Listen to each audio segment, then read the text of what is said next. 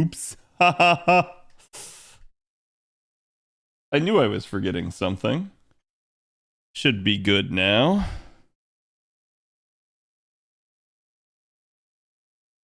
Okay, there we go. Sorry about that. I forgot YouTube. It's funny because I did the update and everything for it. I just never hit the button. Am I rolling for Moriarty? I am not rolling for Moriarty. I originally had him in my plans, and then, like everybody else, I basically said, okay, you know what? I'm probably going to end up rolling Mellison, so I'm not sure I really need him. And at that point, I said, okay, well, who else is on the banner? And it's like, well, you got Don Quixote, but Don Quixote is story locked. I can probably find my way into him some other time. So I'm not super concerned with it. Naturally, I'm not just going to get spooked by him all the time, but like, it is something that I was like, well, as much as I want Don Quixote, it's like, I don't really know that I need to roll here. So I'll just probably hold off. And, that's just full transparency. It's like I said, he was originally in my role plans, and as of last summer, I basically removed him. Song skip. Somebody doesn't want to listen to some Justin Bieber.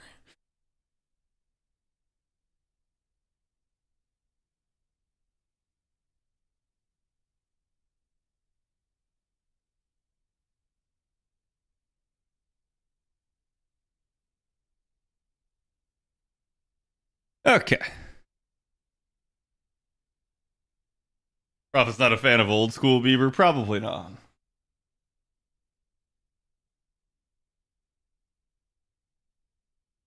Ooh. But all right, we are good to go, chat. Let's get this party started.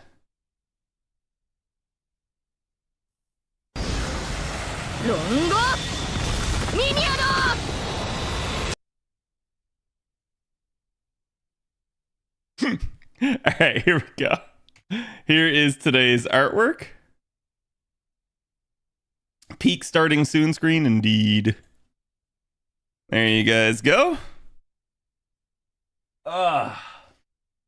So, let's see. What do we got to talk about here real quick, chat, at the beginning of stream? So obviously the weekend is over. I got through it. My parents are back in town, thank God. I am on vacation. I did tweet out about that.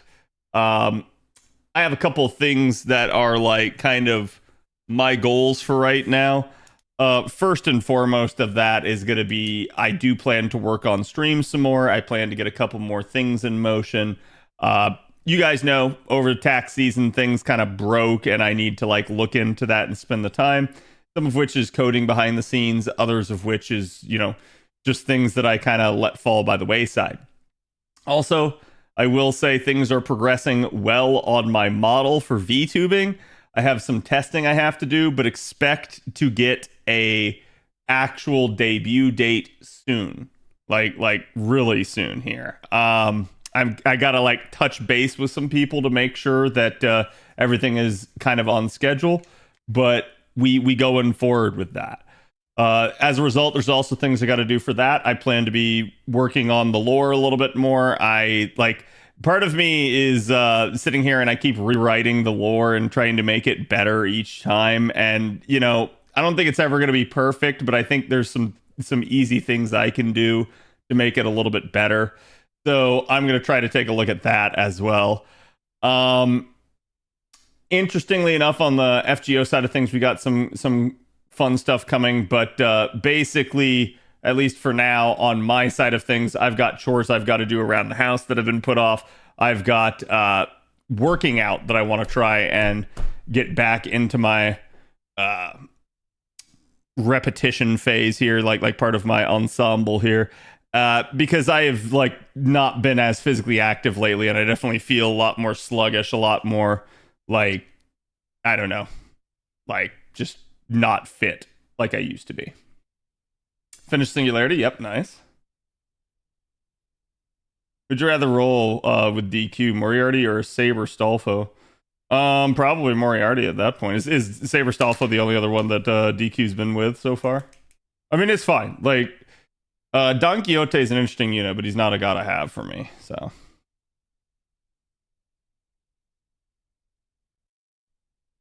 yep, we got the Moonsault. Yeah, the NA schedule is an interesting one. So obviously, with that in mind, and I'm gonna be frank with you guys. So I had planned on covering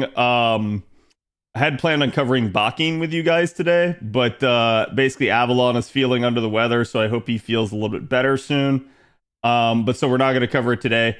That may be a tentative thing because I have time that I can cover it. I can even record it on my own if I have to off of stream since I'm off this week. But basically, my goal is to go ahead and get out ahead of it and get you guys the actual like content for Hakenden because they've already announced that we're getting the Grail front. So it seems like everything's kind of rolling like as fast as possible. I think you guys can expect Hakenden as early as like the 3rd / the 4th. And at that point, I don't really know why, but they seem to be really just running quickly. It's also possible you can get it, just at the 1st or something like that. So because of that, I'm just trying to stay ahead of the devs. So we're going to try to go ahead and cover the Hakenden units, even though it's going to be a little bit early algorithm-wise. I did see a lot of people today that were like, what the hell? Grail front? We're getting a Grail front this year? Yeah, we're getting a Grail front this year. And I have talked to you guys about that before. The Moonsault one is particularly one that comes with a bunch of BB upgrades, and that's why I think they weren't going to skip it, even though for a while there we were thinking that they were. And not skip, but rather delay till after the anniversary. But yeah, it's going to be coming even faster. This Grail front is, to a degree, the like most difficult of the Grail fronts, so it's kind of exciting. It's the longest of the Grail fronts, so it's kind of boring at the same time. But it is, to me, it's the one that I can say, like, they really tried with it, but I had issues with it. It absolutely was one where they kind of showed that they didn't quite understand what made Grail fronts fun. It's not impossible to do by any means. Some of you guys may struggle with it because it's just a little bit hairy as far as the amount of enemies that you're facing. But it's not like it's super terrible. As long as you have some sort of strategic mind, you'll be able to like handle it. If you don't, if you're not someone that's good with that sort of thing, I highly recommend, like, 1, taking your time, 2, trying to plan it out and looking at the enemies that are in the node and what your goals are before you ever make a move. And, again, you guys can always watch it. I'll try to do them here with you guys on stream, but obviously time on stream is going to be a little bit of an issue.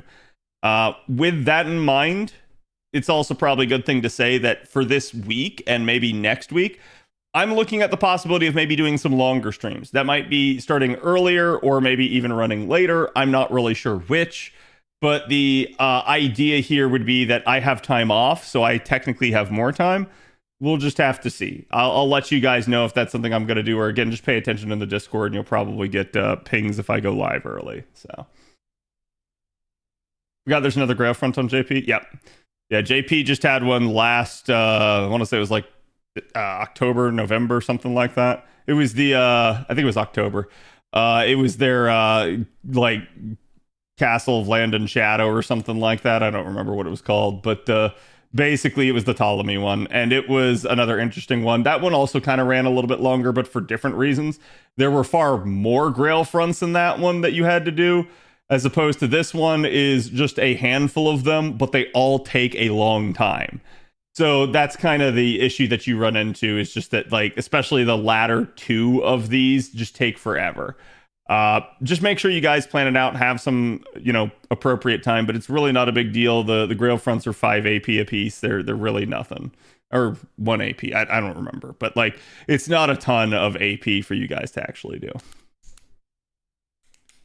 You got the energy for that? Yeah, I mean...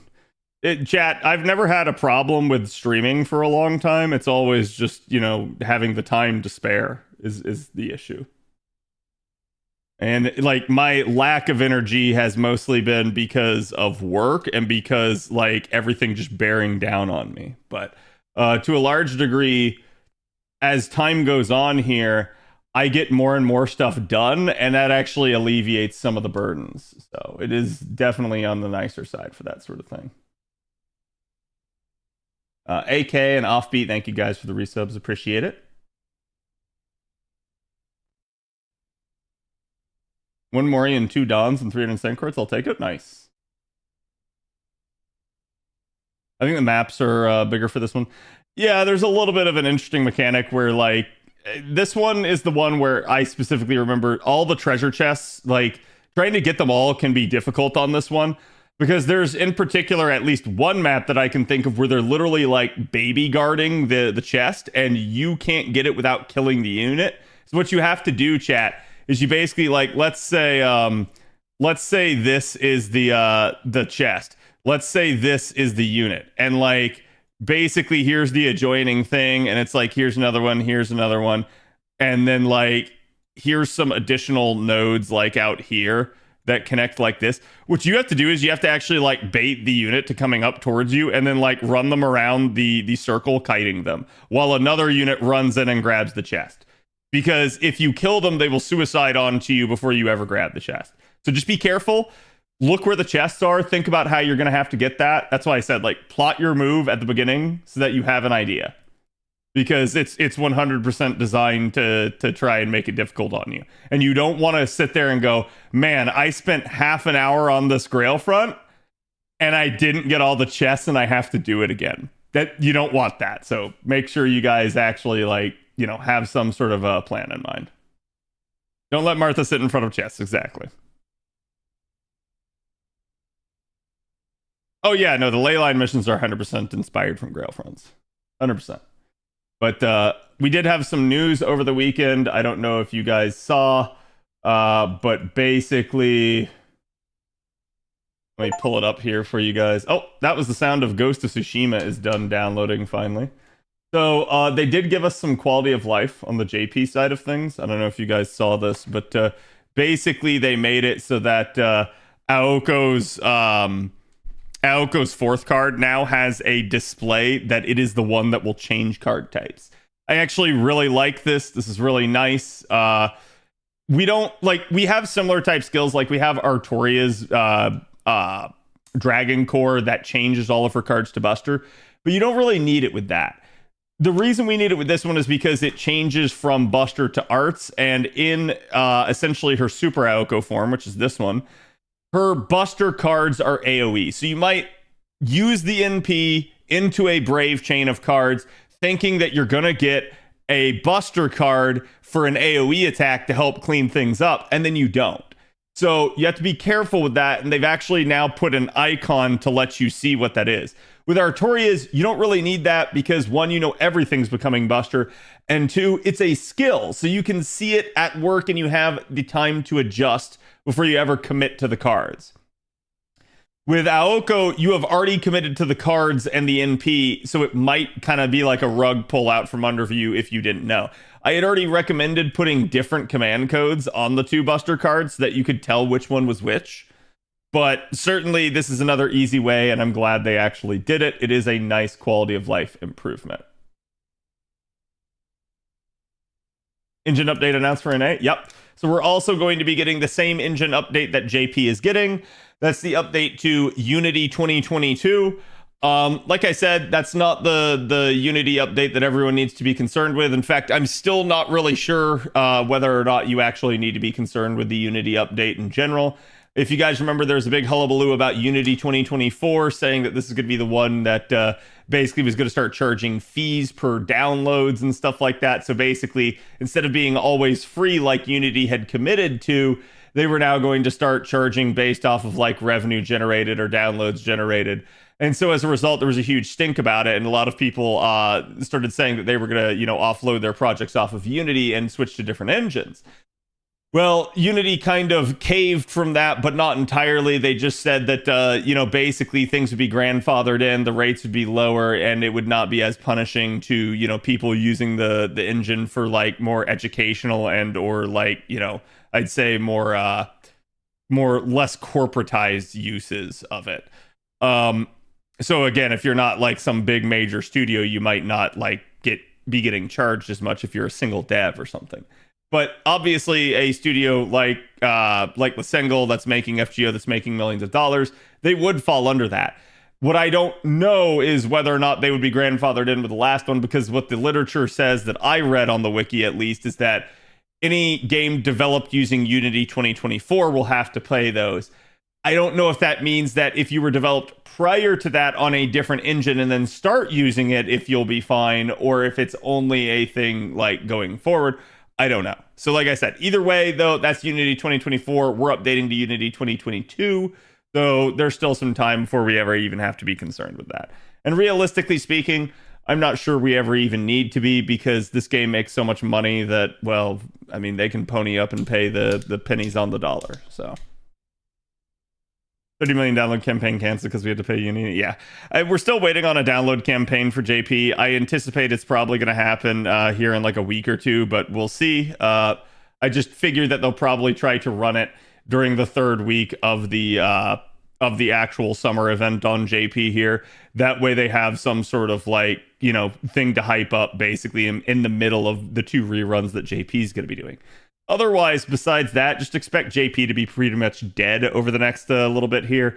And in A, we kind of know what's the deal and what's going on. But admittedly, I agree with you guys. It is weird that NA is hyper accelerating things.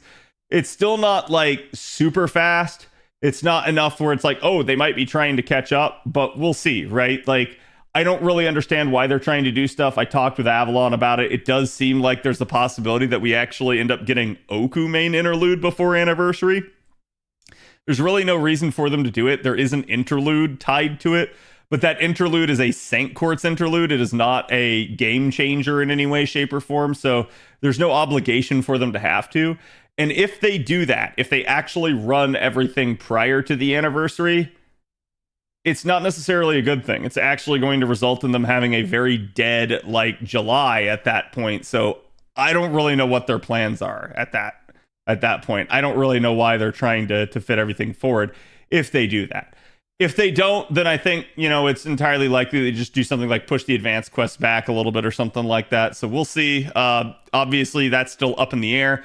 Regardless, I'm going to keep you guys informed ahead of time. So that's why I said, like, we're going to be talking about Hakenden a little bit ahead, and I'll be going over the units, and then we'll probably do the actual review of the event. If they wanted to catch up, the events would be 2 weeks long. Yeah, I do think there would be ways that they could do it, right?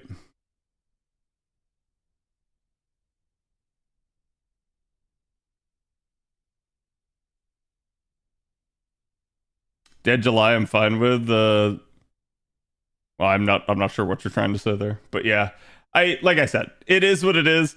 Later this week, we also have Wuthering Waves coming out. I will probably try to check that out, though. Admittedly, chat, I'm not pleased with the things that I'm hearing. One, I believe preloading starts tonight. 2 is that the game comes out Wednesday.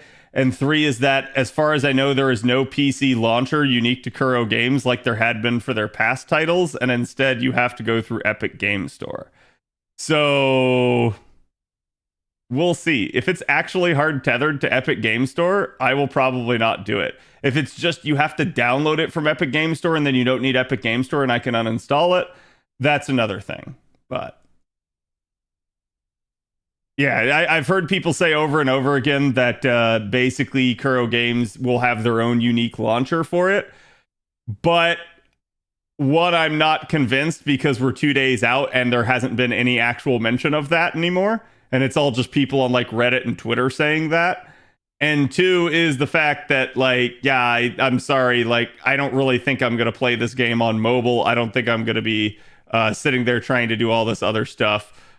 So it's like, if it's hard tied to Epic Game Store, I don't think I'll play it. I already played 4 gacha games. I don't need a 5th one. Yeah, understandable.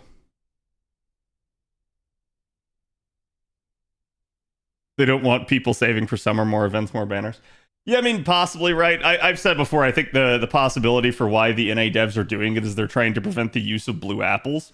But that's a really weird take from the stance that, like, even if they do that, I really don't think it matters because all they're doing is shifting everything in the long run. So really, the more they double up stuff, the less blue apples get created now, the more blue apples get created in the future. So you're not changing the total amount of blue apples, you're just changing where it is. And realistically, if they keep dogpiling everything together, they're actually making it more synergistic, which means there's even more.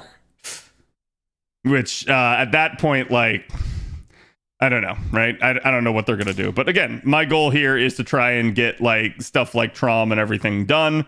That way I'm not having to worry about it too much. I did switch, by the way, chat, to the seed node. I went back to it because seeds are something I actually do need. I'm at like 500 fruit on JP out of the Ordeal call nodes. I do not need them, not in the slightest. So we're basically just switching gears here at this point to trying to farm something out of the Ordeal call nodes that I actually need.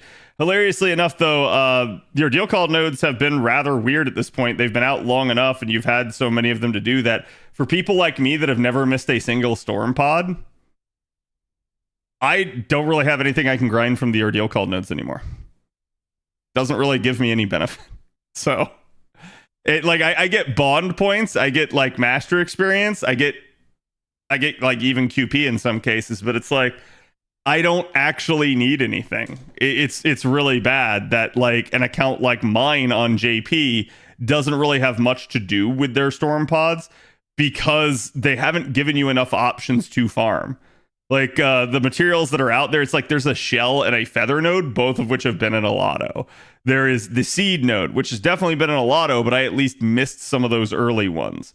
There's the basically the fruit node that I had been on, and that one's not altogether that good. So like there's really just not that many options. There may be like one other that I can farm besides this, but I'm at least worried that if they don't come out with a new batch of them, that I'm just not really going to have much to do.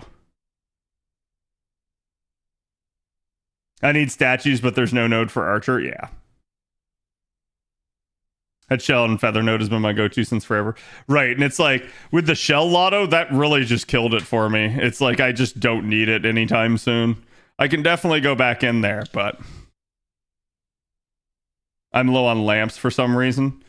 There's a lamp node. Interesting. Yeah, I'd have to go look to see what my lamps are at, but I doubt I actually do need it.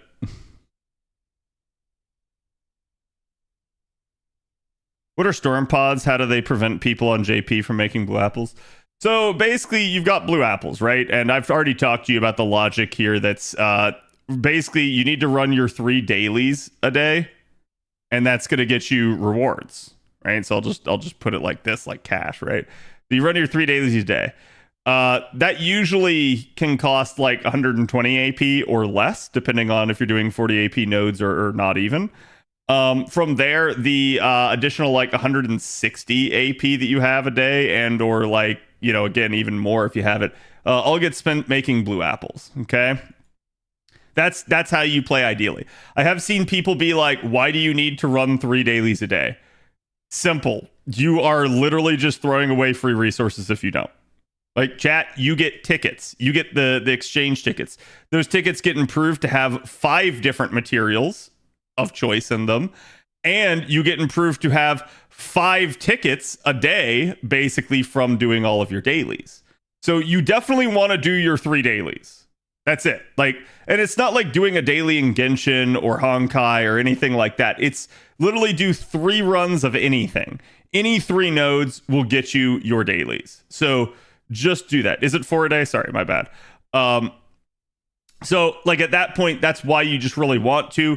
You're going to end up also in that progress potentially completing your weeklies. You're going to end up getting a ton of quartz out of that. So at minimum, you want to make sure you're doing your 3 dailies, if nothing else. Otherwise, you're just throwing away some easy free rewards. The rest of that gets converted into blue apples. How do storm pods prevent it? Well, the reward from storm pods are nodes that are better than functionally 90++ rewards. They are listed in most cases as 90++, but basically the master experience, the bond, and literally any other ascension drops are all better than any other node that's out there. So like if there is, for instance, a seed node, this is the best seed node basically in the game right now. It gives by far the most drop.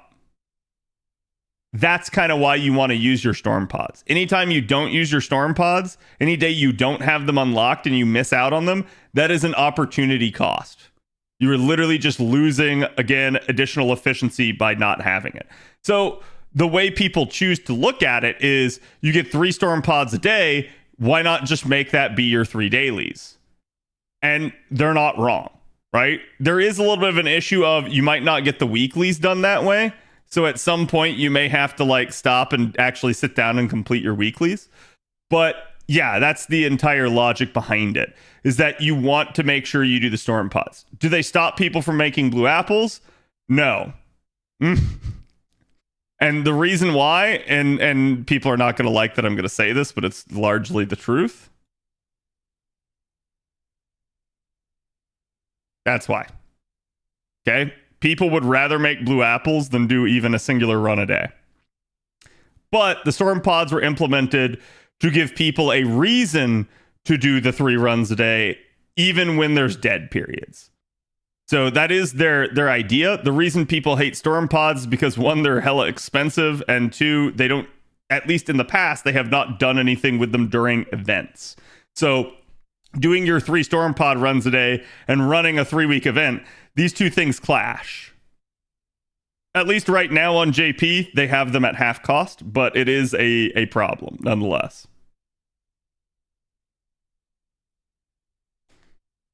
Bond gains on the nodes are the highest in the game. Yeah. So it's like there really is a reason.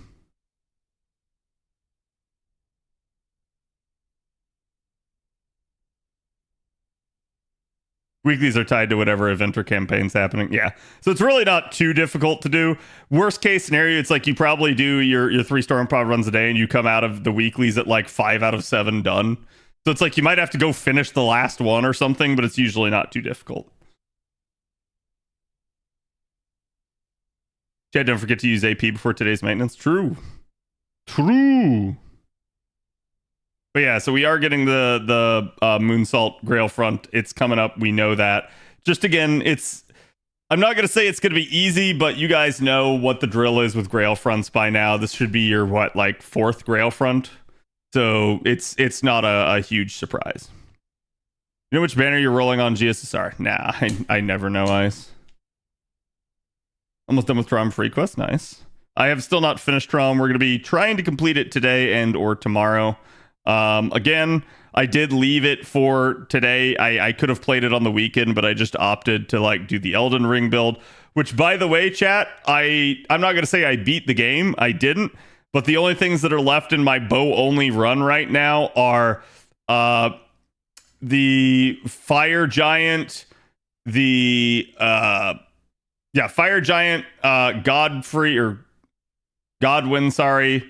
Fire Giant, Godwin, Horaloo, and Radagon / Elden Beast. That's it. So, I did defeat Moog. It's ready for the DLC in that regard. I think, in all seriousness, the only thing that's going to cause me any issue is going to be Fire Giant. And if I have to respec just for Fire Giant, I'll respec just for Fire Giant.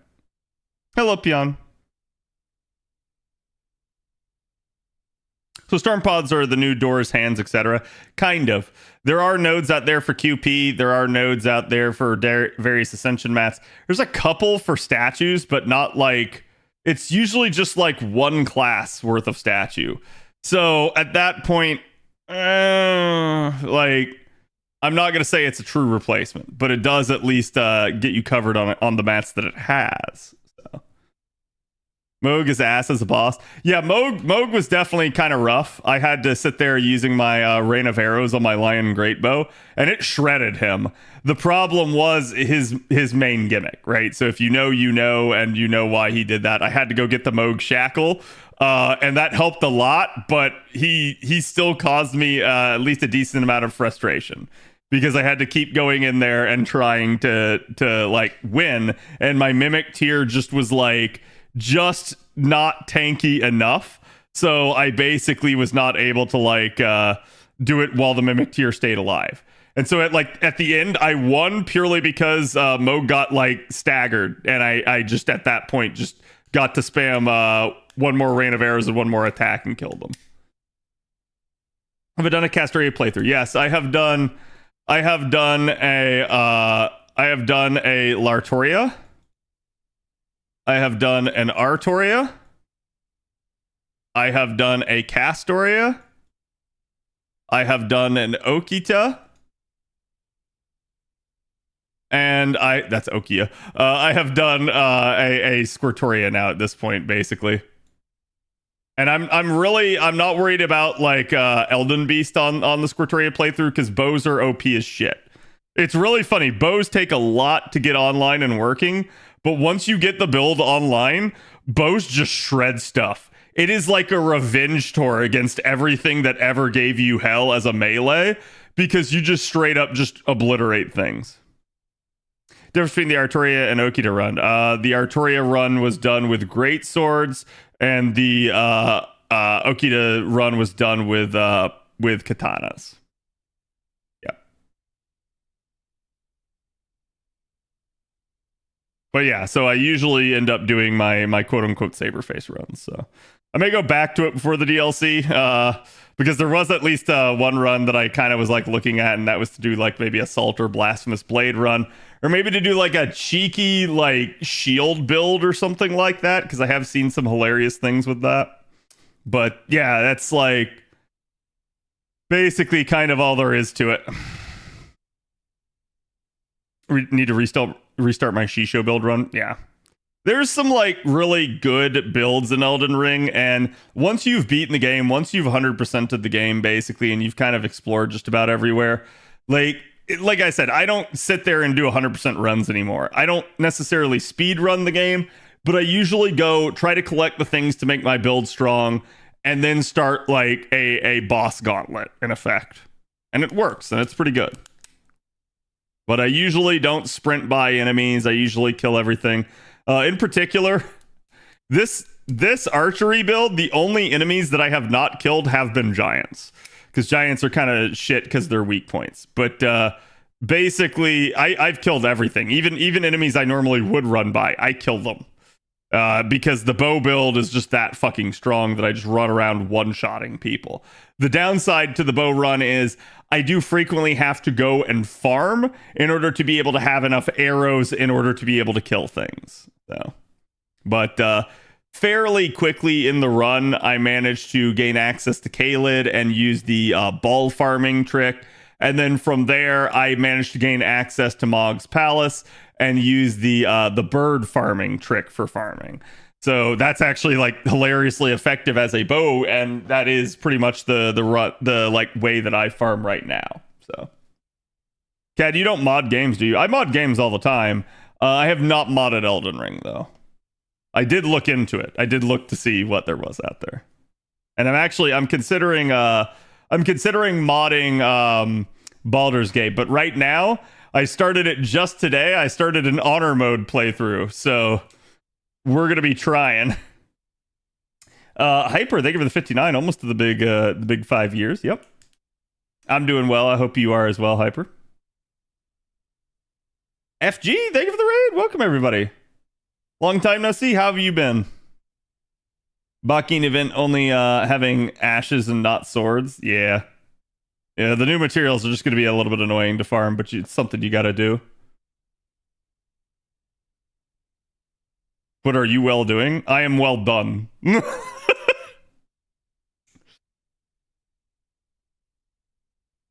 Finally got to start Traum. Nice. I hope you're liking it. We're doing the Saberface only run as usual, and I'm still not done with it yet, but we're on like chapter 16, I think. So it's like we're getting there. I'm basically like 2/3 of the way done.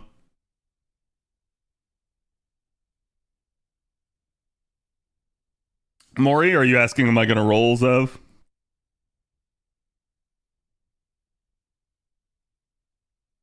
Guy watching, thank you for the 13. Appreciate it. Welcome back. Finished Traum over the weekend. Nice. Yeah, we did D&D, and I had already delayed D&D enough, and we did Elden Ring because I wanted to get my build set up for the DLC, so we did both of those.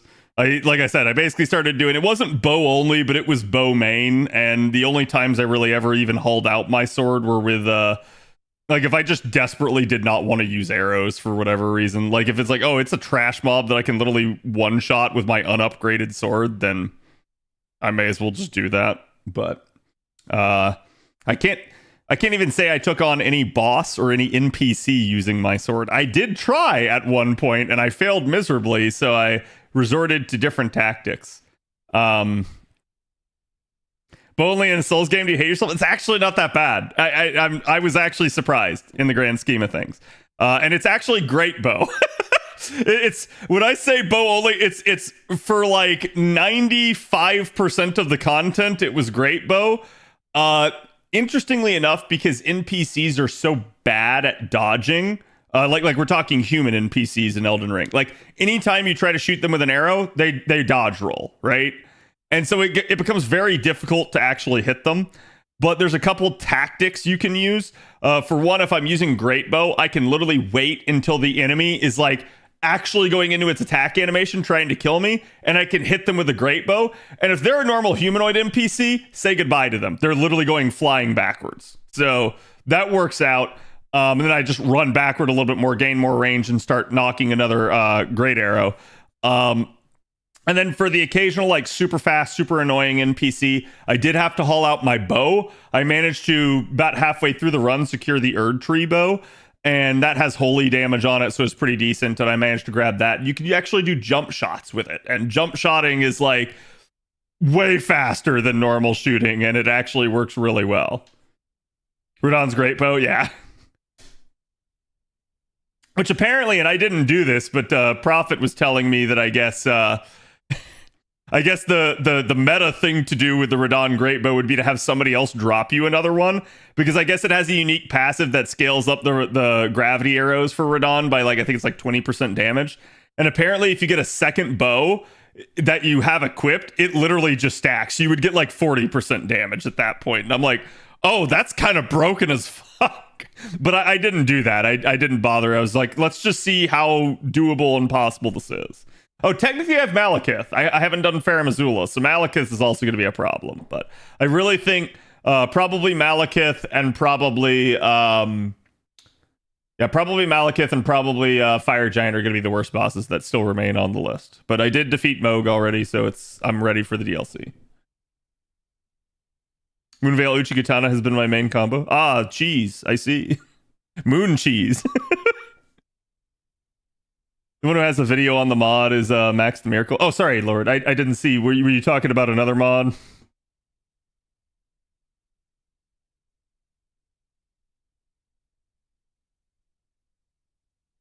Going to do Millennia? So I've had a lot of people ask me to. That might be something, like, because I'd have to go to the Halig Tree, and I hate the Halig Tree historically, but if there's any spec that's easily going to make it to the Halig Tree and get past all those stupid freaking things, it's going to be bows. And then, like, I think Millennia will cause me problems, but hilariously, I think Millennia will probably be quite doable with a bow, especially a great bow, because she staggers easy. She has low poise. So, like, I will probably very likely be able to just sit there and keep chain knocking her down, which will, honest to God, probably just cheese her. Like, so the problem is going to be when she gets up and waterfowl dances me or like literally like lunges at me. But I saw a vid where Great Bow's cheese Millennia. Yeah. So it's like, I really think, like, hilariously enough, this spec is hilariously good for it. Where Great Bows really suck are against fast enemies that don't stagger. And it's like, then I have to use the Mimic tier. I have to let it get in there and do its work. But usually that's not too bad either. So it's a mod with Lancer Artillery Arbor. Ooh, nice. If you have it, link it to me, Lord.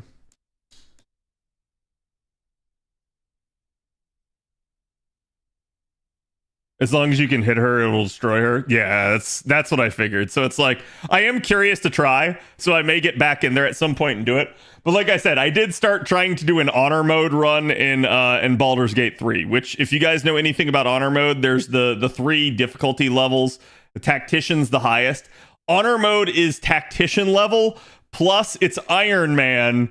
And basically, there's a single save. If you party wipe, you die, you lose the save. So it's like, it's gonna be difficult, but I really want to see if I can do it. I destroyed her with a Giant's Flame. Nice. Hello, Nico. You think Elden Ring will ever come to the Switch 2? Switch 2 maybe. Switch probably not at this point. I don't think they're probably looking at this point to like trying to port too many things over to the Switch, because I think they're probably already focused on the new one. Like, chat, I'm gonna be real with you. I think for the remainder of like 2024/2025, I think things could be reasonably dry, because I get the feeling that like Nintendo's gonna hold back their catalog. We already know Sony and Xbox don't have much on the list. So it's really just going to be PC releases and like independent studios that are going to be kind of floating us for right now. Looks like I still have points that I got to get. So wait, what's the most recent node that I have unlocked? Okay, that's level 60. I think it is that one. 50. 20. Yeah, so it's this.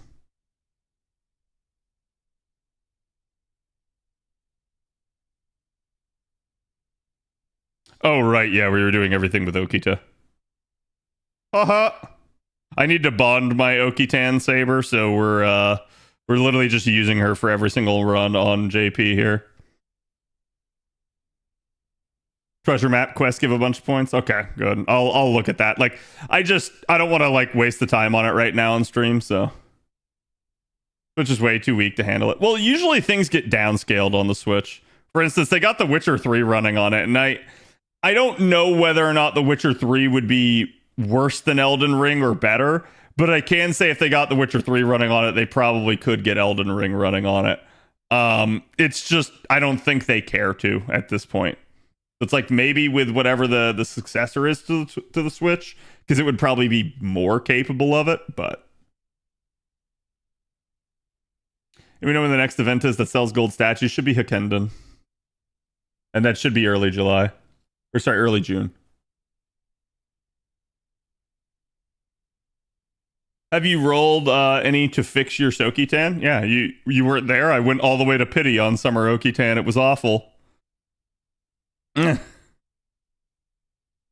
Blasphemous Blade was my first run. I love that build. Yeah, I've heard, like, out of everything, like, so there were a bunch of OP weapons when Elden Ring first came out, and a bunch of them got hit with the nerf bat, but I heard that Blasphemous is one of the few that just never did. So I'm curious to do a run with it, but I may have to get somebody to drop it for me. I haven't done Rykard with this build, but I also can't imagine that doing Rykard with this build is very difficult. So, because like, I'm probably just going to go ahead, pick up the thing, slap it on the Mimic tier, summon the Mimic tier, and then let the Mimic tier go to work while I sit in the back just shooting arrows at Rykard, which will actually be easy as shit. The big problem will be, I need the Mimic tier not to run into the lava underneath Rykard and die. That's going to be an issue.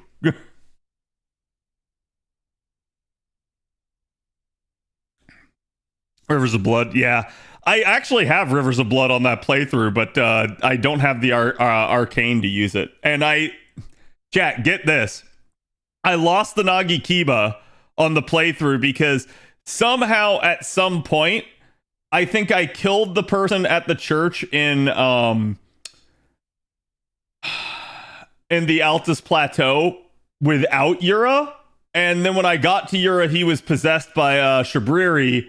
And then I killed Shabriri outright, and I got all of Yura's gear except the Nagi Kiba. And I was like, God damn it. Because I wanted the Nagi Kiba just so I'd have a backup melee weapon. And I was like, I guess I could upgrade it. But I guess this just forces me to like, work with what I have. So. Moog Spear is peak bleed gameplay. Can you one-hand it? I actually don't think I've ever used it before.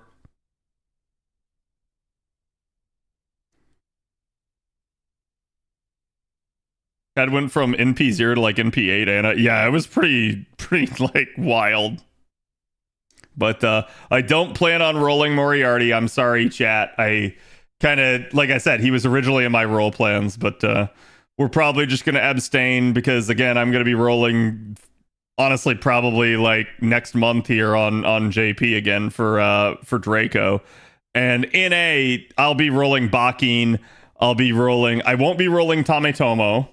But I will be rolling I will be rolling Arcuate and then Summer. So it's like I've got a lot of rolling to do, but it be what it be.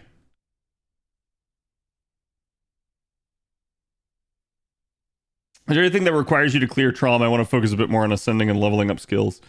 I mean, LB7. Well, no, actually, I don't think LB7 even does. I think you literally just have to have LB6 done. So, no, I don't believe there's anything, at least not for a while. I know next year we have some stuff on that JP had that required LB6, but I don't remember if there was anything that required LB7. So. Yeah, Tametomo's permanent. So that's why, like, I really like his NP, but I also just realized that I just don't need him. So, do you think the devs knew we were going to pick Lilim Harlot? Yes. Summer 6, I don't know, but I do think they knew about Lilim Harlot.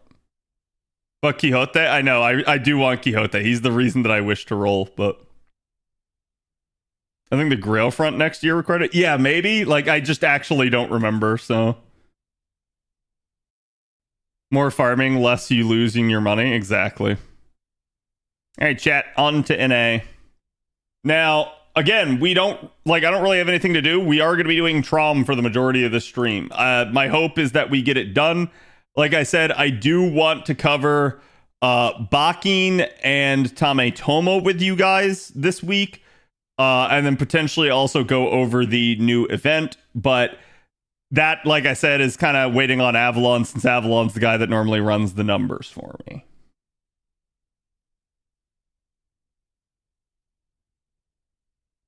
Lilim Harlot relands without Draco's banner. Yeah, I don't see them doing that. I actually think there are a few things in this game that could cause the players to, like, quote unquote revolt, but that would really land them in hot water with the players, because they've kept it off of every GSSR. So the players are already not happy about that. If they brought the event back without a banner, it would pretty much be rebellion at that point. But yeah, we know we're going to get it. I'm not worried about that. I'm anticipating it. And if they're stupid enough to somehow pull some stuff with it, then that's on them. But I'm not really worried about it, if that makes sense. Don't know how good a farming opportunity Lilim Harlot is. I mean, Summer 6 is great. If you're going to spend any apples, spend it on Summer 6 instead. But Lilim Harlot, I remember the 90 plus being good, but I don't remember really anything else about it. So, okay. Ooh, let me turn that off because I'm hearing this double. But okay, like I said, chat, the goal is going to be to get done with Traum maybe tonight, if we can. But we are going to be continuing on from basically section 16. You guys can see this is my current status of all the units that I've rolled. Interestingly enough, is it the foes? I don't know why I'm so full on everything. It's got to just be flat out the raw embers I currently have in my inventory. Which, yeah, it looks like I have a ton of Rider embers. I'm trying not to blow them all on her right now because I'm waiting for, another 3 times success here at Anniversary. But if I have to, I will. Well, that'll at least let me do a run. Are you prepared to potentially whale for JP Summer? Yeah. And JP Anniversary. You think there'll be a rerun on Tiamat or not? I do. I think both Tiamat and Draco will come back because it's been basically a year plus since they did.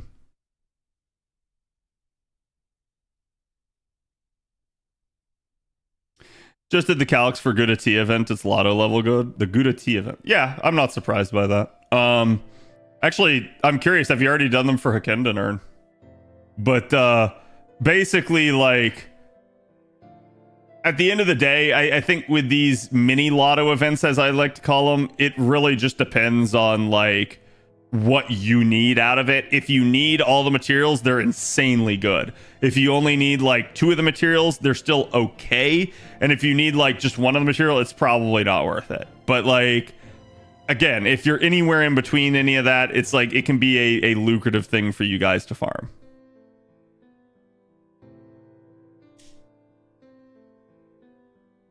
Number 6 is worth going hard on. Yeah, it can be on JP. It's really good for shells, meteor shards, dragon reverse scales, things that are kind of just annoying to get your hands on JP. Plus, and we don't know. There may be a 90 plus plus on Summer 6 because when Summer 6 originally came out, there was only a 90 plus. So there may be an even new, more like profitable node to run.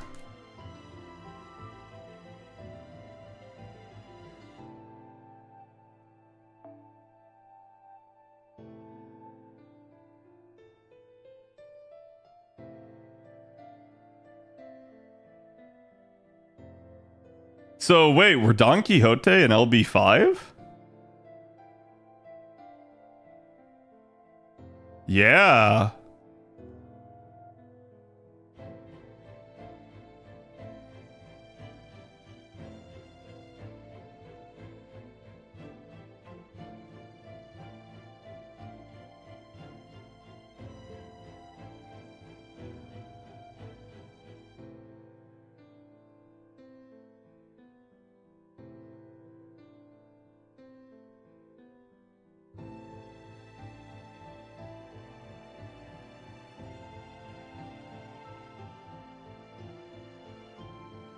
Apparently, don't remember though. Yeah, they didn't show this, I don't think. They may have hinted at it, because I think they hinted that there were other servants that were in LB5 that we never got to see, but I don't think they ever directly indicated that Don Quixote had been there. Which is funny, because you have things like Babylonia, where it's like, oh yeah, Tomoe Gozen was in Babylonia before we got there. And you're like, huh?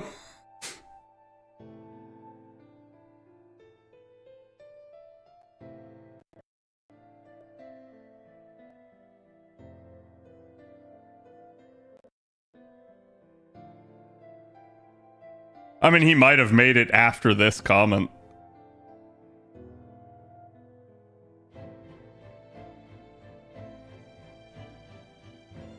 Still such a, like, good shot.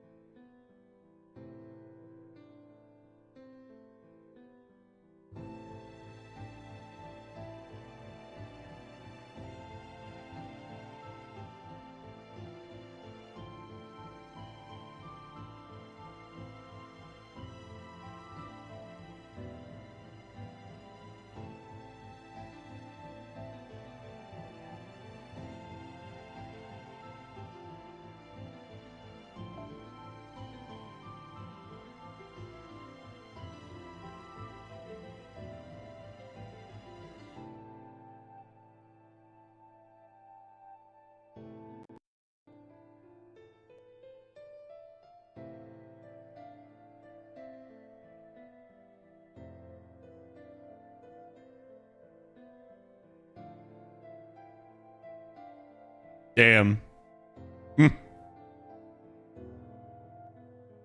By the way, chat, this is Saberface only. Just a reminder.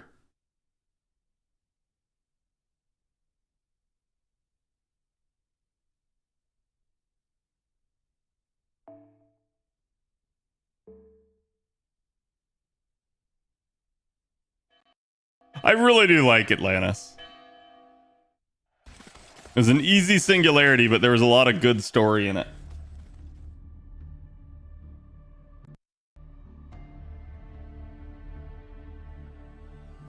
Why wouldn't I include the Johns?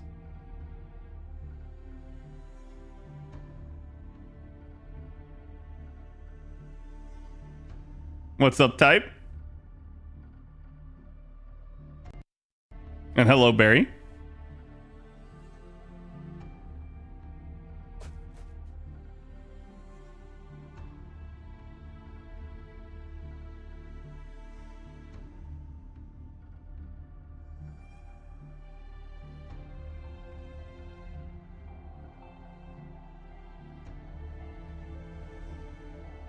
I feel like it's like, oh, you got defeated here, but we were invading, so we could still fall back and still win.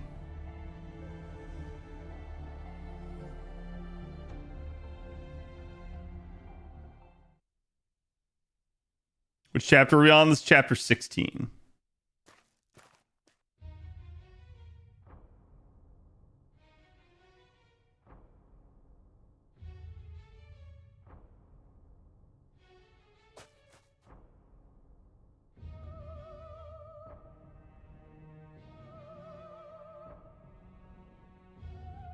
See, I don't know why they think they're going to be spared.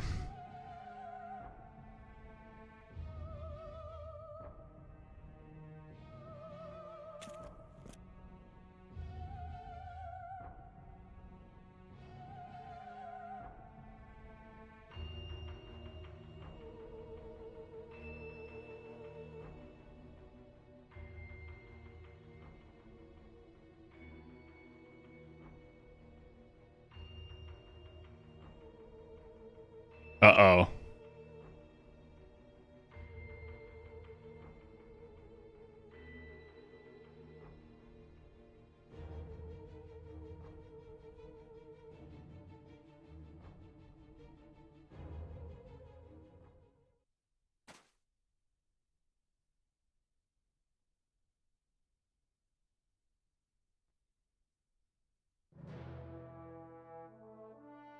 Uh-oh.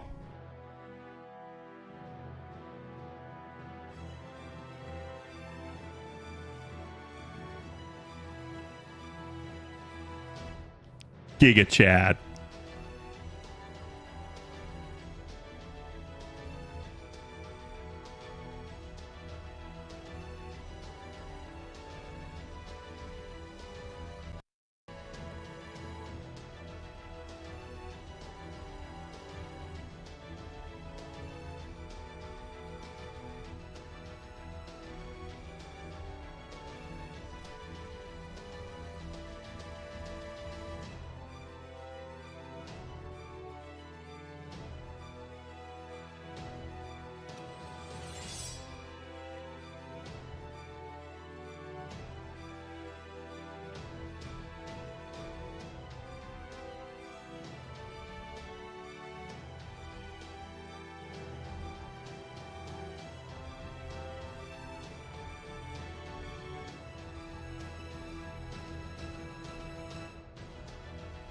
Apathy. Ah. MP1 Creamhill? Nice. Video, where do you want it? Yeah, if you could DM it to me on Discord, that'd be great.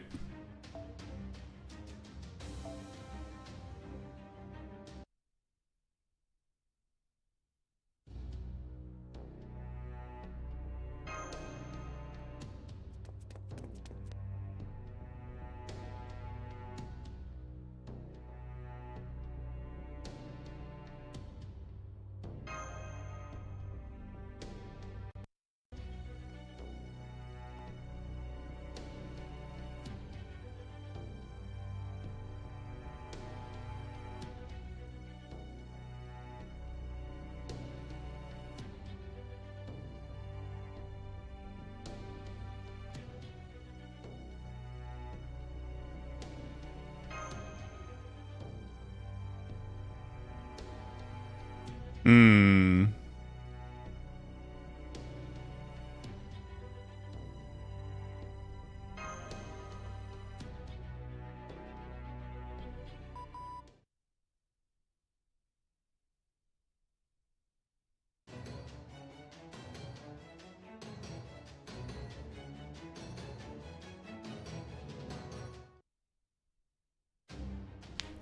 I can't unhear Don Quixote's voice as Arthur from MVC3. Okay. Do I have to use Sherlock? Huh?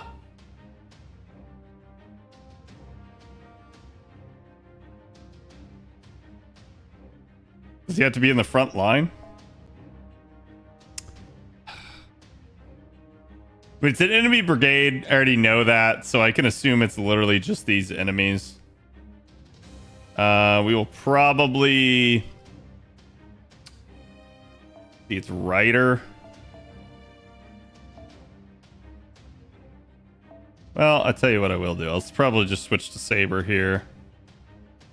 Just in the off chance that I actually need something firepower-wise. No, this does not invalidate the run for anyone who's new. I sometimes just have to use a story support because the game forces it on me. But I will probably try to sub Sherlock out and just go about my merry way. There we go. Saberface Sherlock Holmes, yeah. Shushu, yeah, basically it's Shufu, so. Oh, sweet, they're stunned. That will work.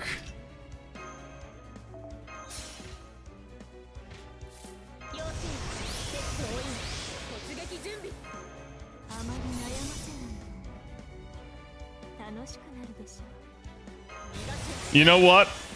You know what, chat?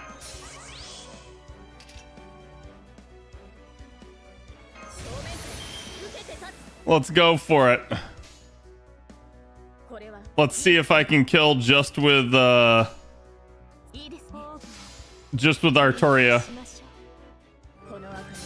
I don't think I can though, because I don't have a Black Grail on. Never mind. I underestimated. I thought she was gonna low roll one of the two high health ones.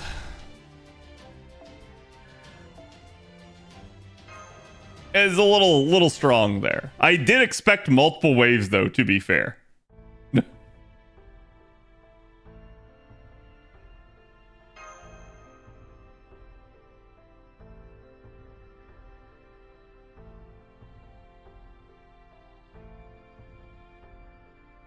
No, here's how we convince Shufu, chat. We literally just tell her, yeah, we're from proper human history, and I know you don't want to side with us, but we have consort you.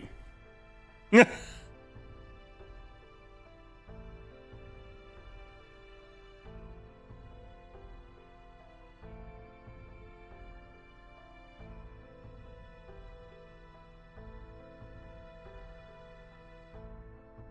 a bikini. True, yes.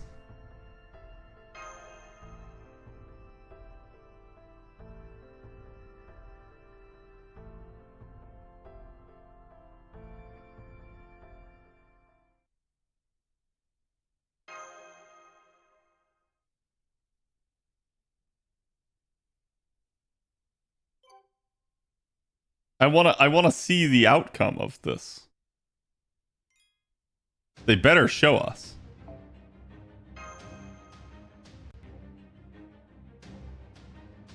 Just summon Python right in front of her, problem solved. Pretty much.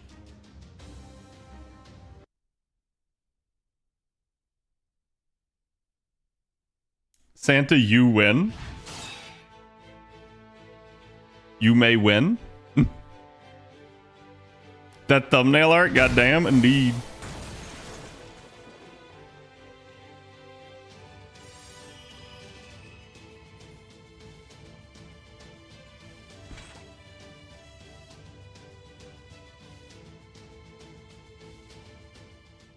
To give her an alt, yeah.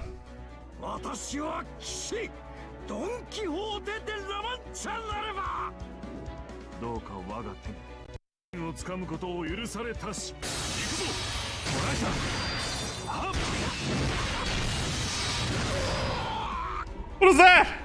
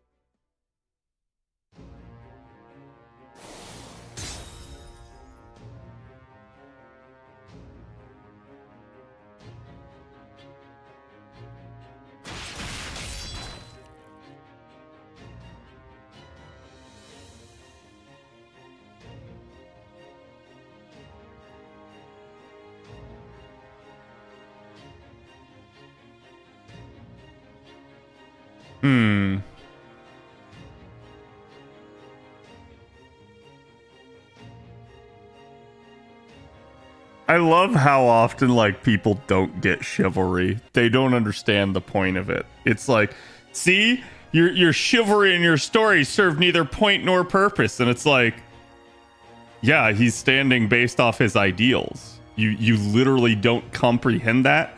Because you yourself believe in nothing. Your life is hollow. It's meaningless. And you try to take that out on other people.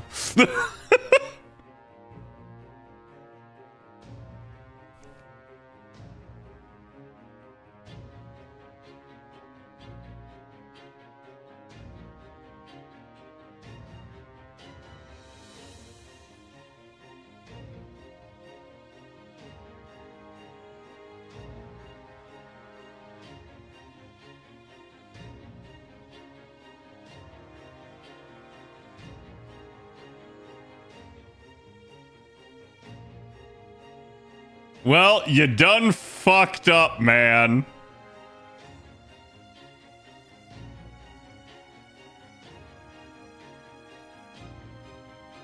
L-Dubs, thank you for the 20. And Alpius, thank you for the follow as well.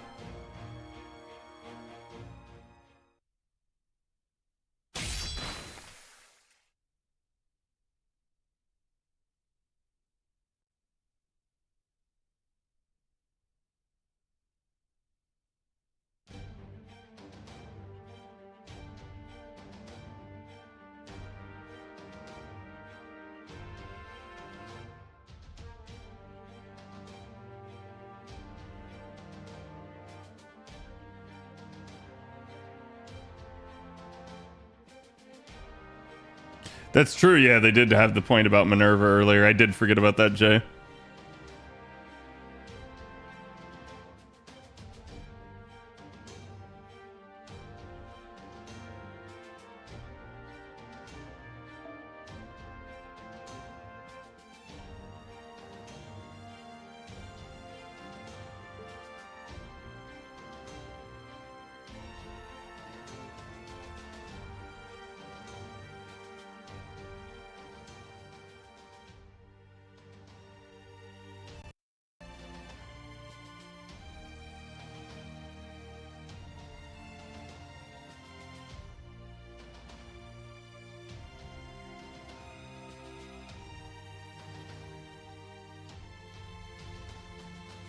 You always dreamed of being like Dia.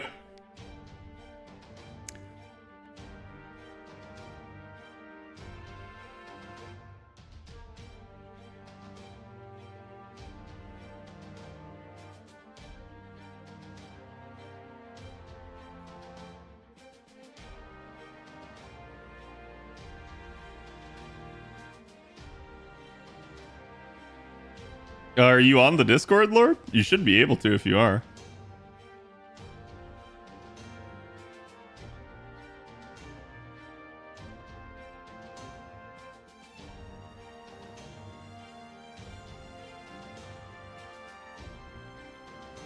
If you want, just put it in the CAD chat there.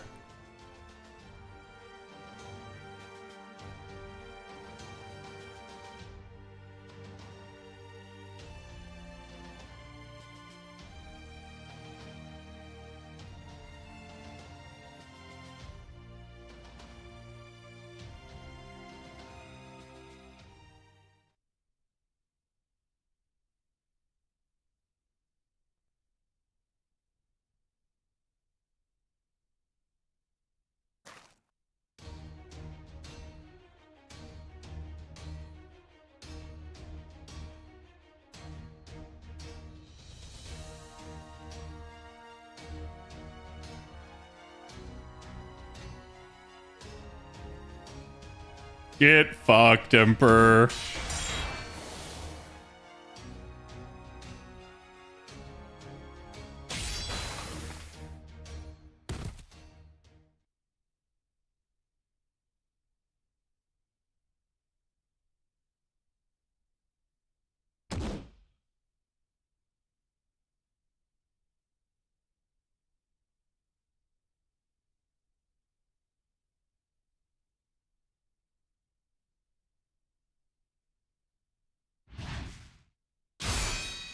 But he got stopped by Charlemagne.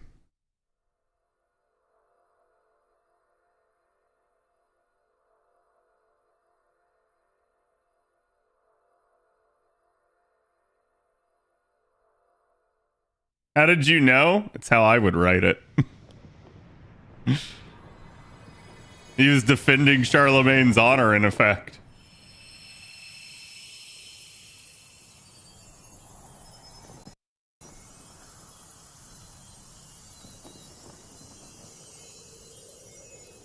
Is this live 2D? Yes.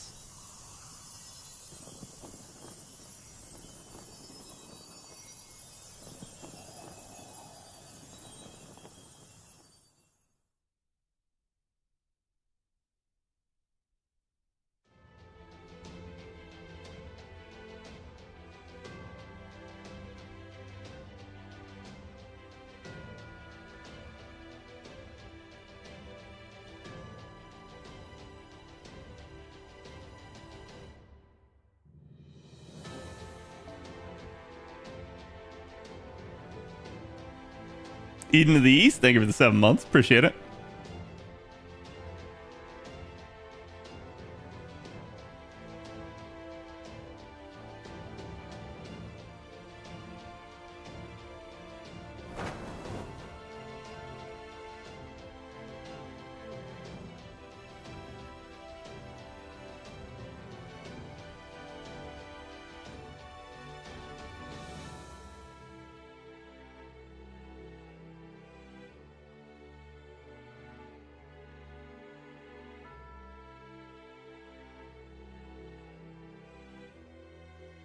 Damn.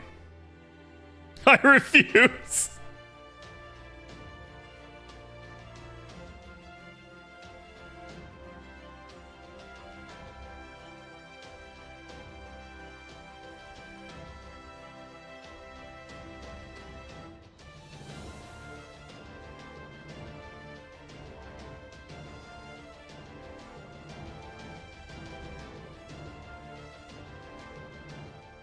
Damn.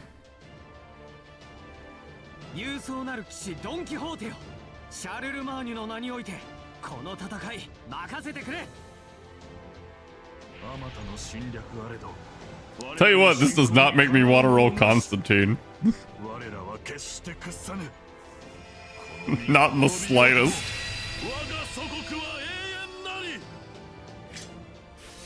永続不変の輝き、千変無限の彩り、万夫不倒の騎士たちよ、我が英雄を察しめせ。スーパーユーズファイナル。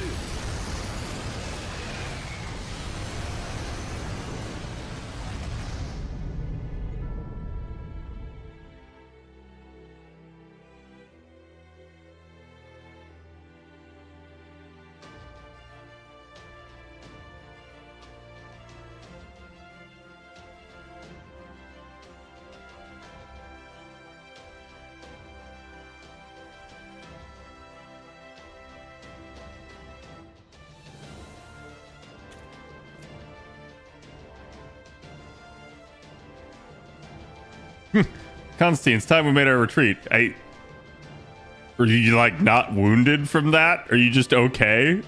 You took no damage, I guess.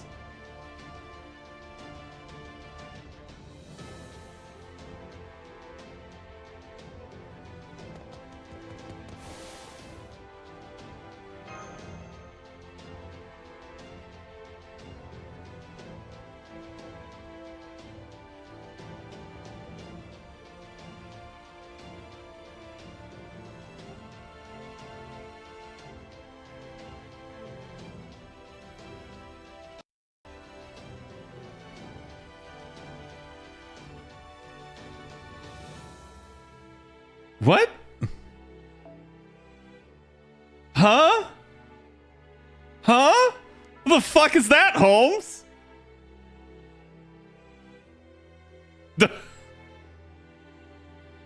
Like, what?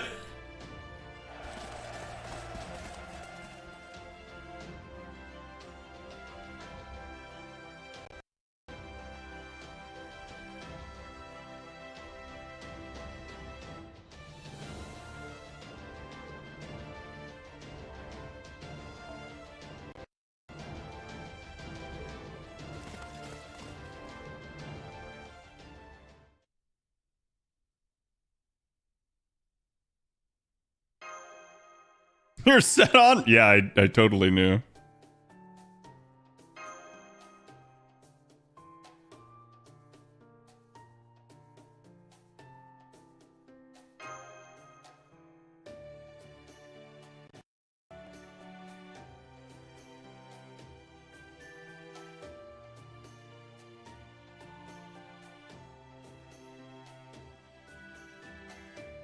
Yeah.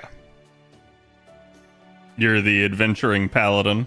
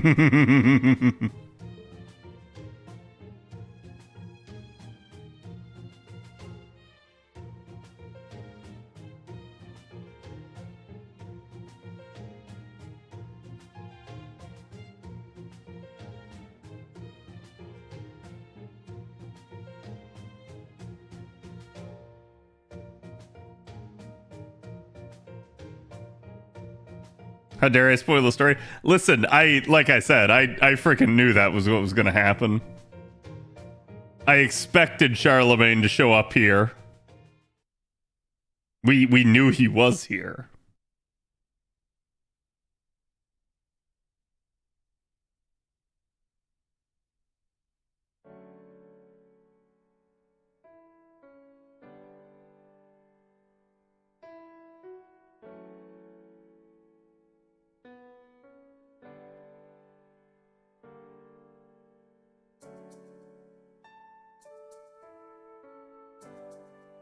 You mean Seton? Yeah, like they literally showed him at the fortress here.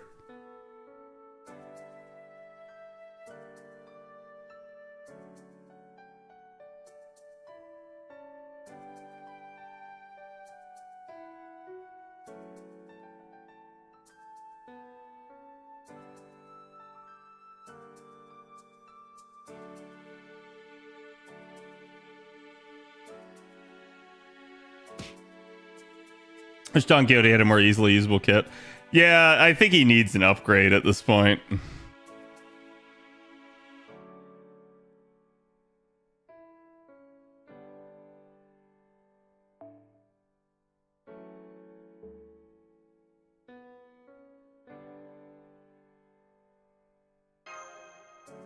No, Vlad doesn't get an answer in this.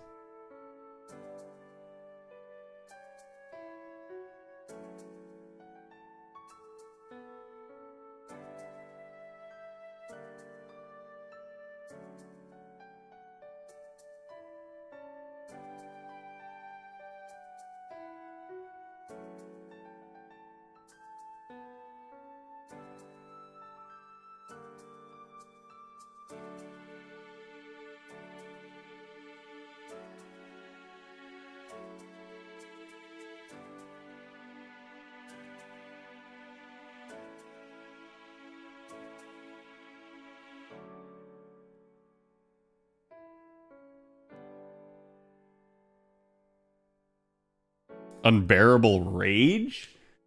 don't know that it's unbearable rage, right? Like, I feel like it's frustration with the status quo.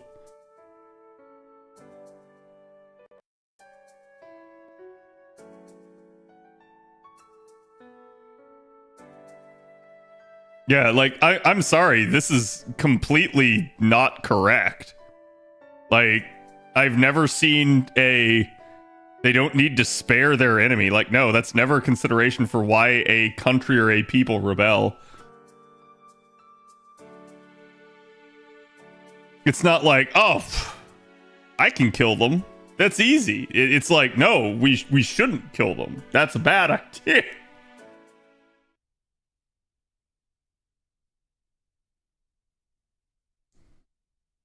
Was Atlantis level of awesome? It was really good. I do agree. Oh boy, section 17. I'm glad we got an early start to this today, chat.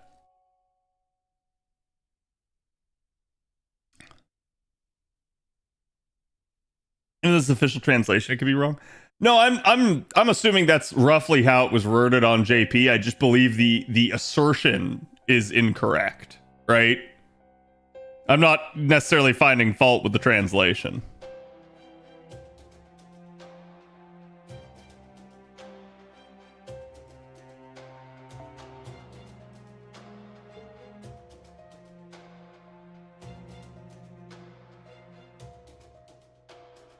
So there we go. Zhang is back.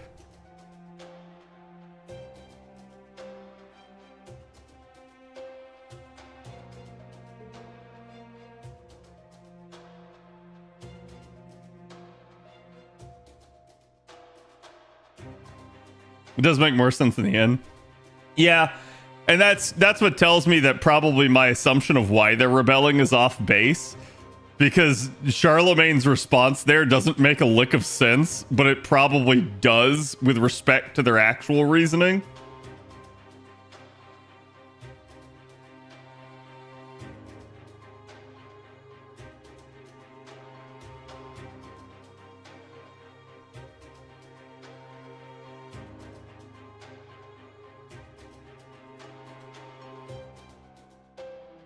Which I get the feeling I'm going to have an issue with their actual reasoning.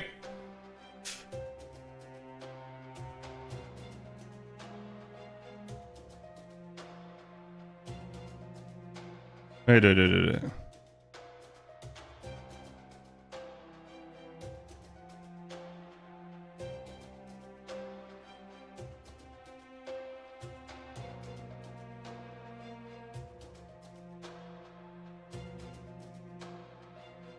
Well, this pretty much tells us that Constantine's going to sacrifice himself to save the Pope.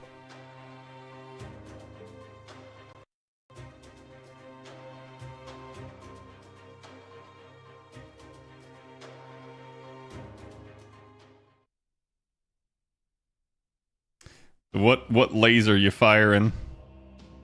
Heavy bombardment puppet archer?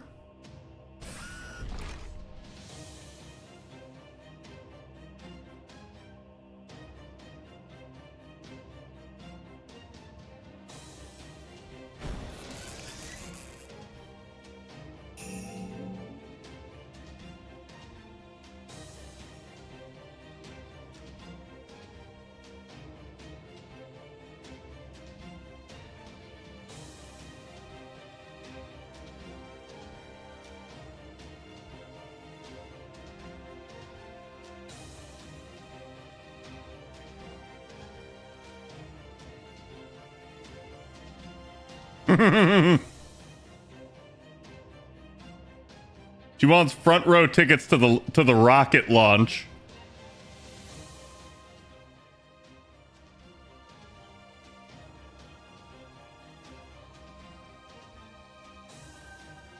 Full functionality shutdown denied. Full functionality activation denied. Approved.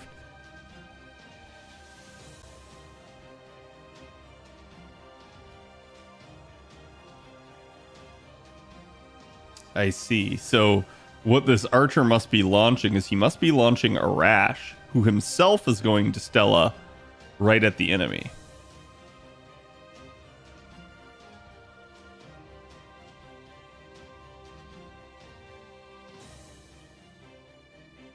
Nobody ever expects the arrow within the arrow.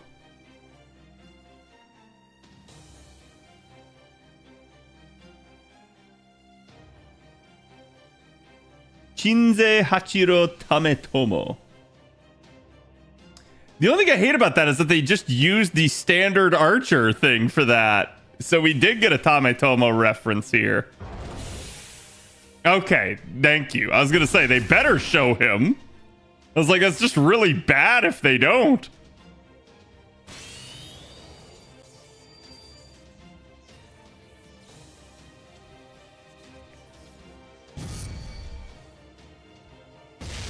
They should show off his noble phantasm. Do it. Do it. Do it. Yeah!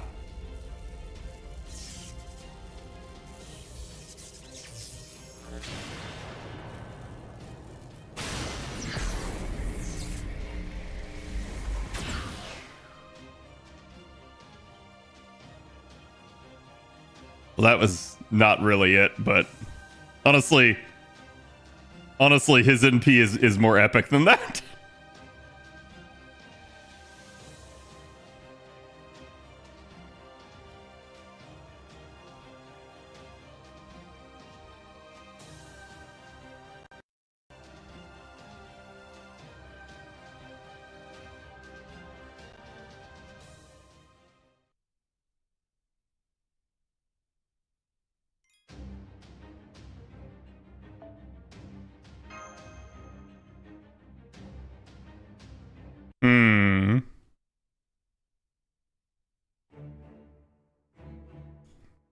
Oh no, the Pope's gonna sacrifice herself to save him.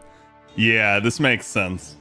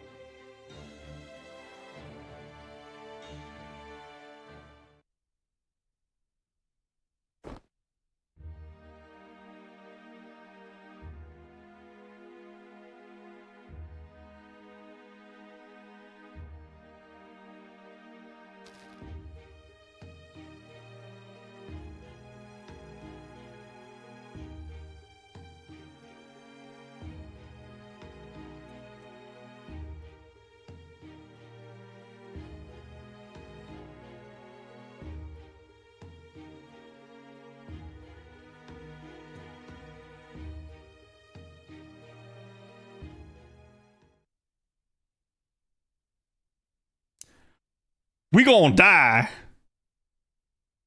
I was gonna say, you gonna use your shield, Bradamante? Because you actually have a shield capable of deflecting this shit.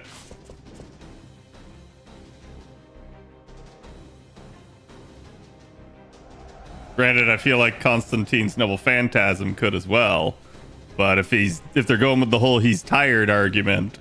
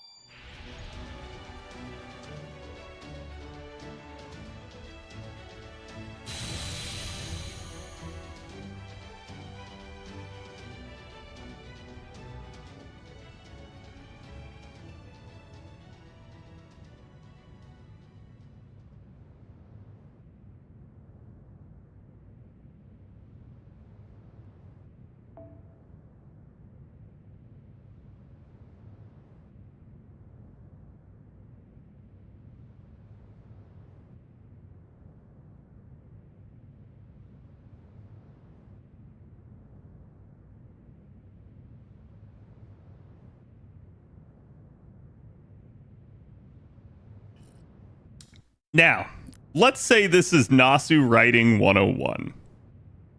Nasu tells you these things only to make it seem just how strong it is, to set you up for the fact that it gon' get penetrated. It gon' get blown away. That's the only reason these words are here.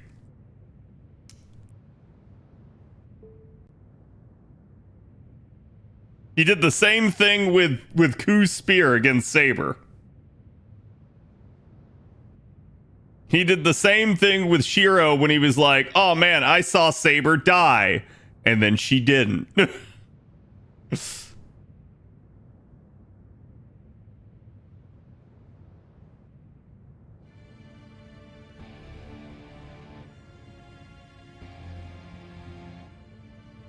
Someone forgot to lock a single gate.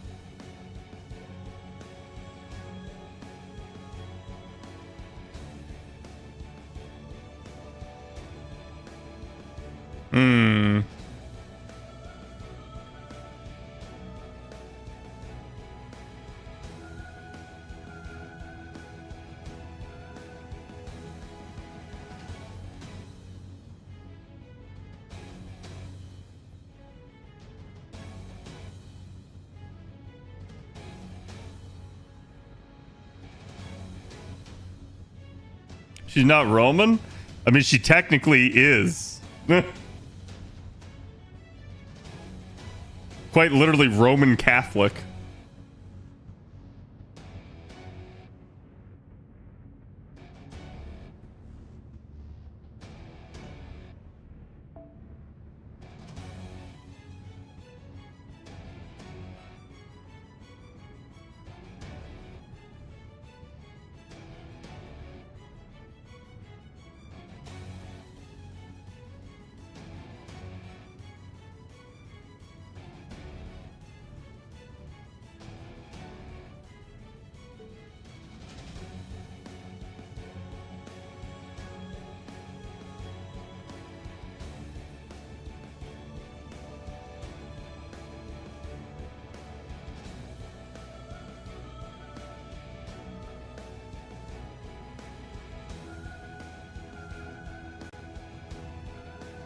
I'd just like to point out that all of this is happening while there's a friggin' missile bearing down on them.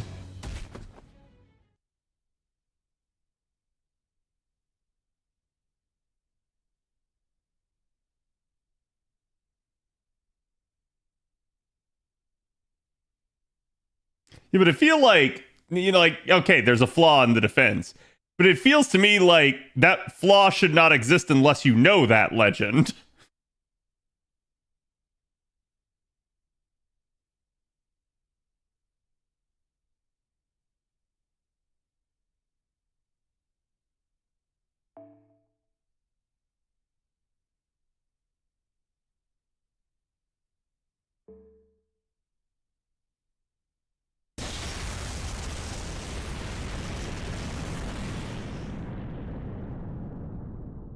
Constantine knows the legend? Sure, but Tometomo doesn't. And he's the one that fired it.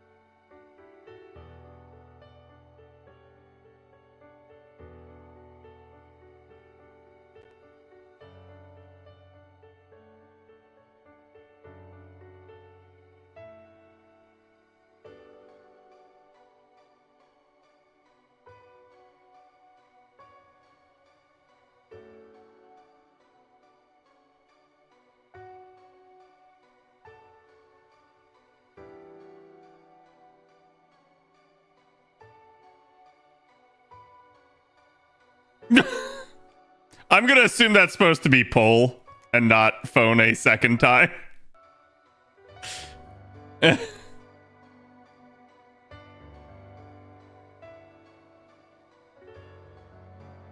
don't think it's a mistranslation. This is literally a typo. Like,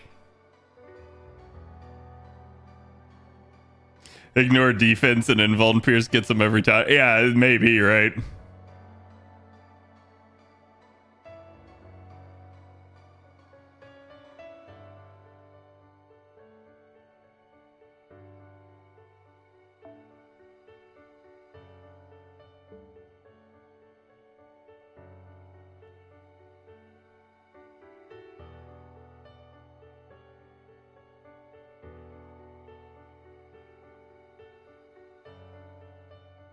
Okay, so it's reinstatement of the Pope. Interesting. Like I said, I had assumed when I first heard the word that it was going to be reinstatement of the Roman Empire, but they've definitely indicated that it's this way several times before now.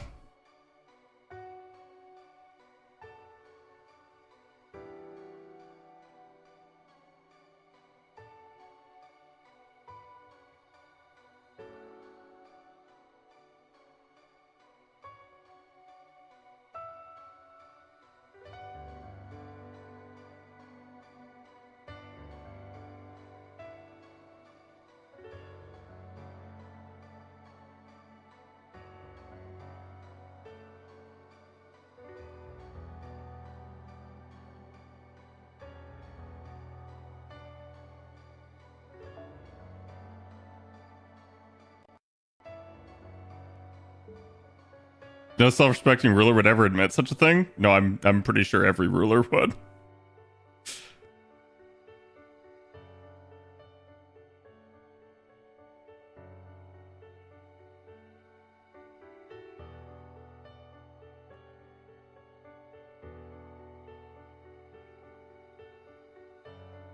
They're rebelling for love.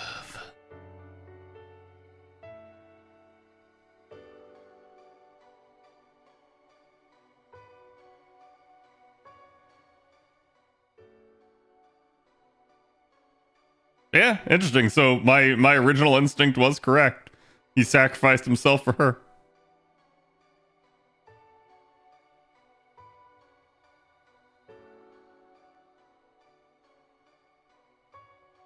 So now we're going to end up with the reinstatement realm joining us against the revenge realm.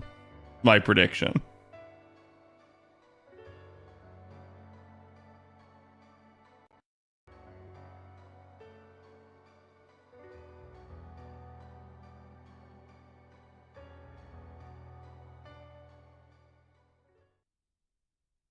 Yeah, he does.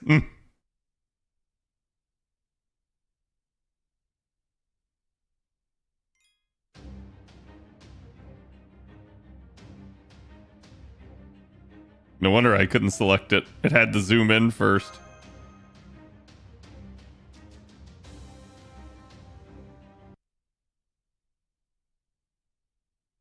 It's the next Liz event that needs Traum. Okay. Oh, he's still alive? Damn. Hold on. I assumed he was dead. You baka.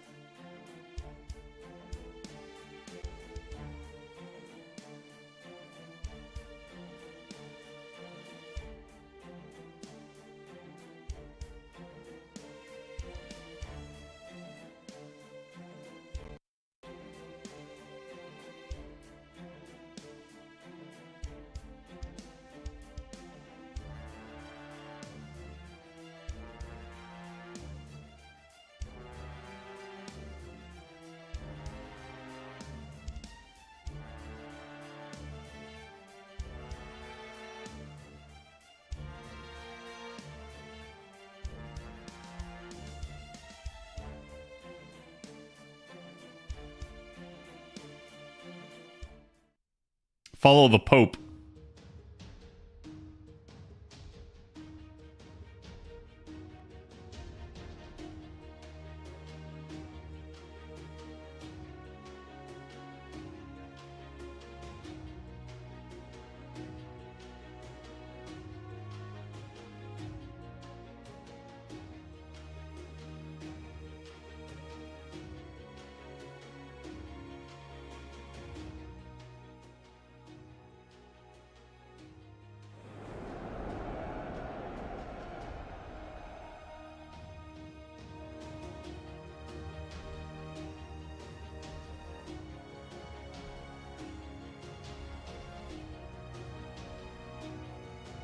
I refuse to accept your refusal.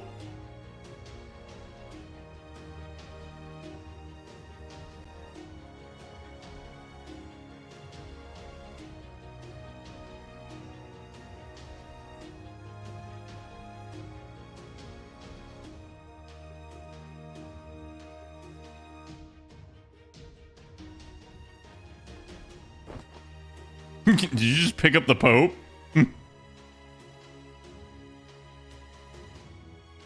Brutamonte? I see.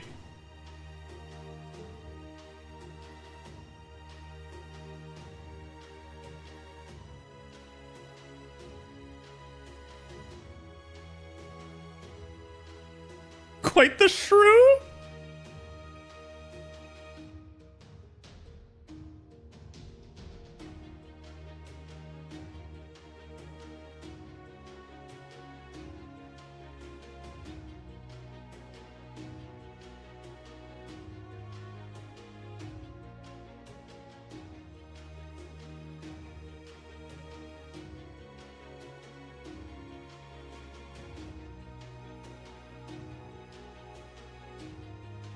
Well, this redeemed Constantine a little bit.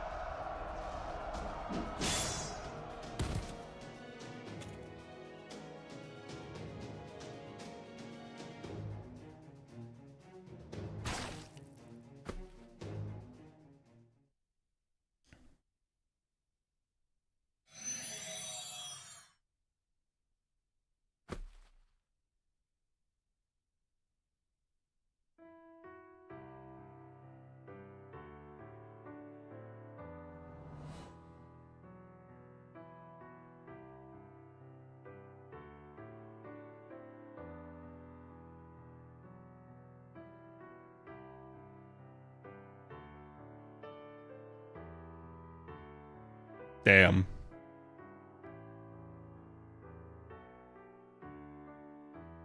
Ah! I wanted to take a picture of that.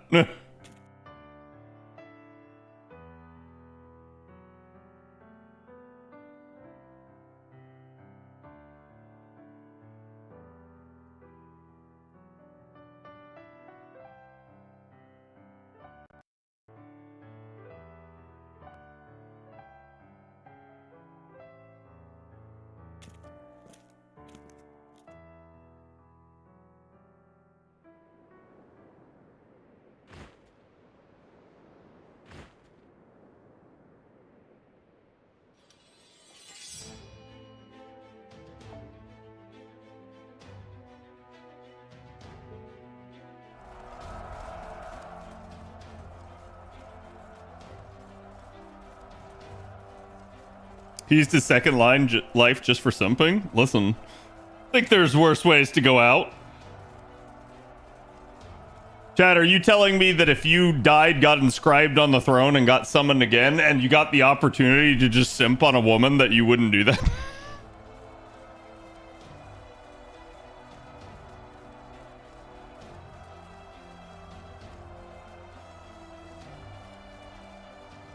Here I come, Constantine, when I click on the wrong banner, yes.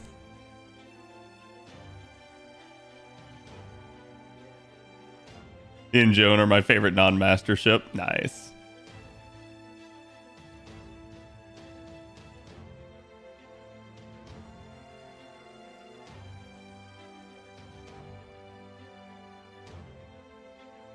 Is the woman Nero? I don't know. Maybe.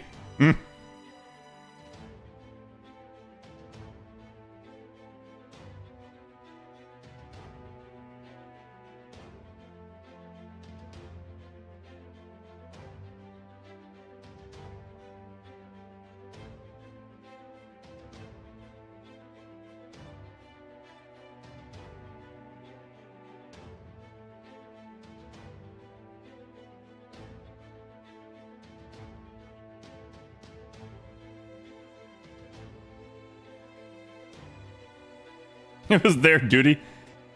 We wish to join you, but first, how do you feel about our Lord and Savior, Gigapope?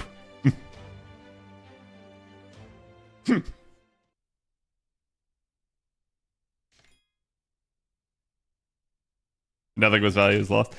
Chat, I don't hate Charlie, not by any stretch of the imagination. Like I said, that scene there basically redeemed him. It showed you that he actually had a reason for doing what he was doing. How logical or sensical it was, I don't know, but the man was basically in love, right?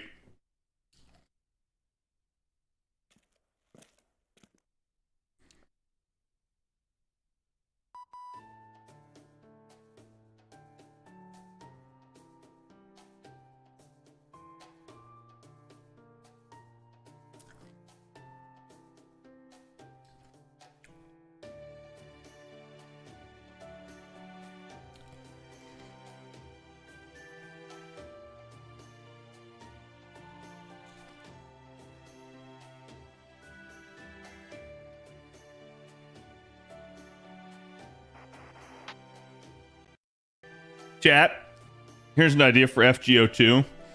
We become the new like Gordolf of Chaldea, and like we're the director, and then we hire a bunch of mages underneath us and manage them, and we make sure none of them turn out like Kadok.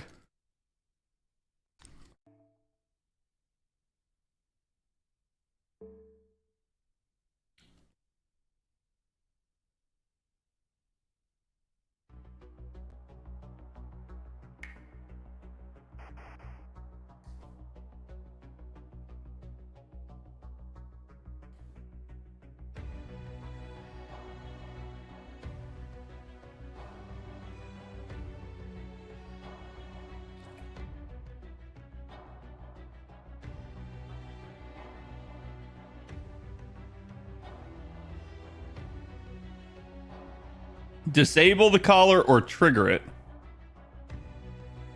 Fine, disable it. Good.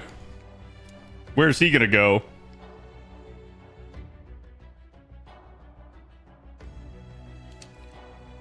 Trigger my collar now. Do it, Mash. I wanna die. Kill me.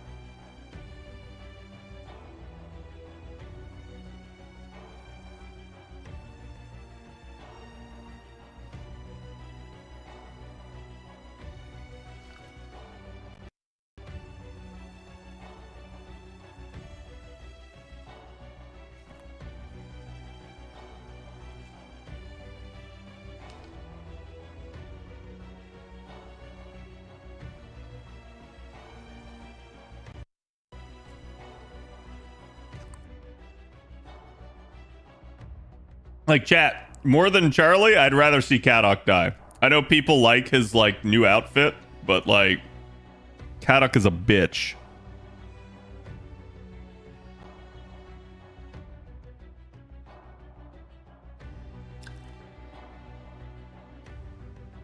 Why do you hate Kadok so much?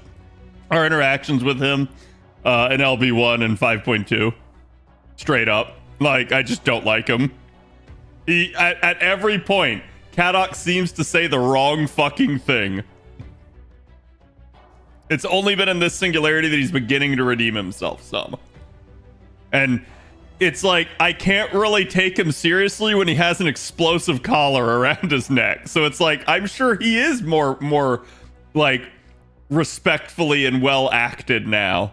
It's like, it's interesting to see how people, like, shape up when they have an explosive collar on them.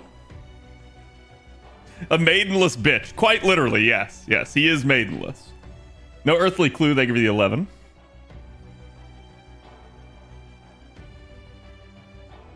Oh, this is just my revenge tour against Kadok at this point. Kadok equals Shinji 2.0. I wouldn't go that far, but, like, he's definitely down the Shinji line. He's just Shinji if Shinji didn't, like, commit rape and, like, actively, like, constantly betray everyone close to him. So he's just an asshole. A constant asshole.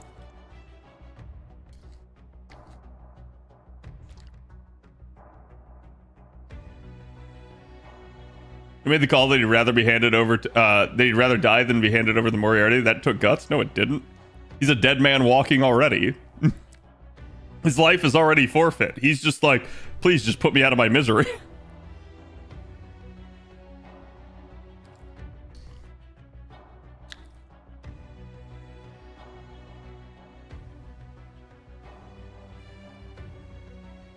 May seem meek and self-deprecating, but you're actually neither. Yeah, he's not self-deprecating. I wish he were. It would make him more humble.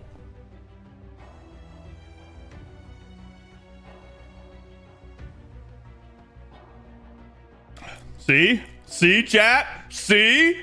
Fucking Moriarty called him out.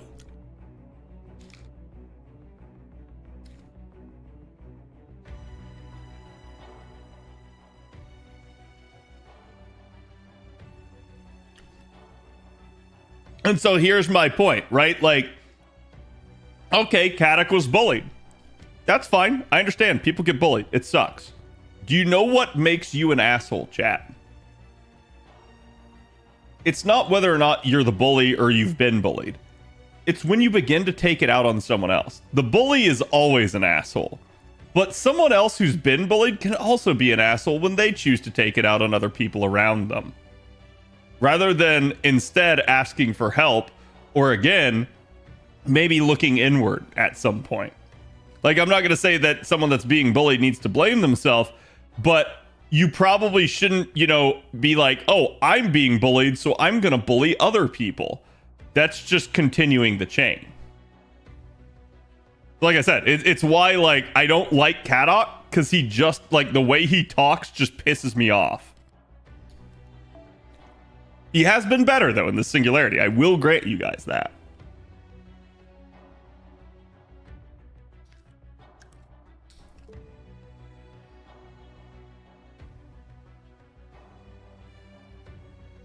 This is why Beryl used to bark. You see, Beryl is an asshole. And good riddance on Beryl. Beryl is basically Shinji 2.0.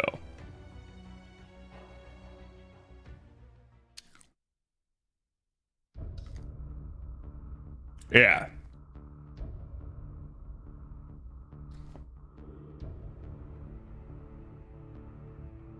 Beryl was worse than Shinji? Beryl committed murder, but Shinji committed rape. I don't know. I'm not really, like, gonna sit there and try to psychoanalyze which one's worse in that scenario.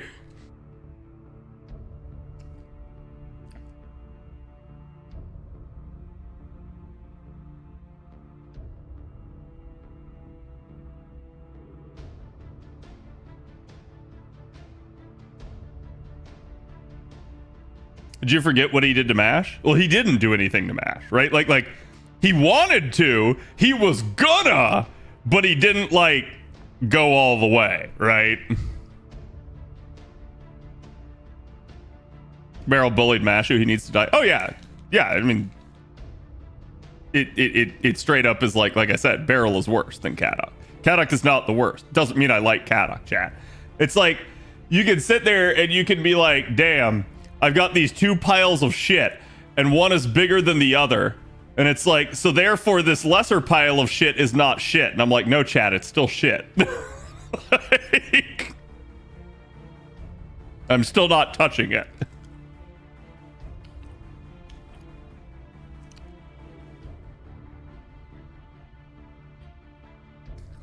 And Pepe is the best? Yeah, pretty much. I mean, to be fair, at least NA side of things, we don't know much about David yet, so I'll say that one's still out for debate, but yes, as it currently stands, Pepe is the best.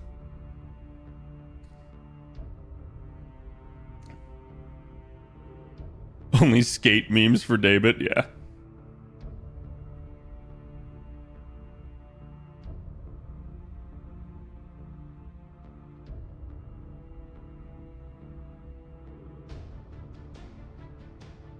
Kadok is very much in the woe is me mindset. Yes, he's a perpetual victim and chooses to take it out on everyone around him.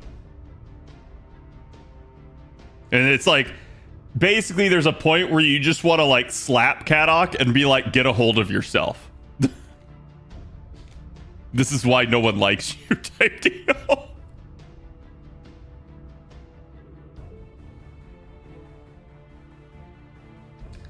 El Momentai, thank you for the follow. Welcome.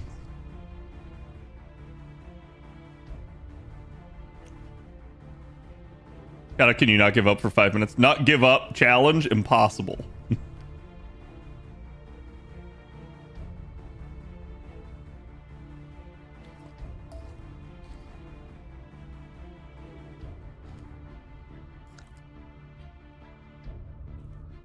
Okay, hold on.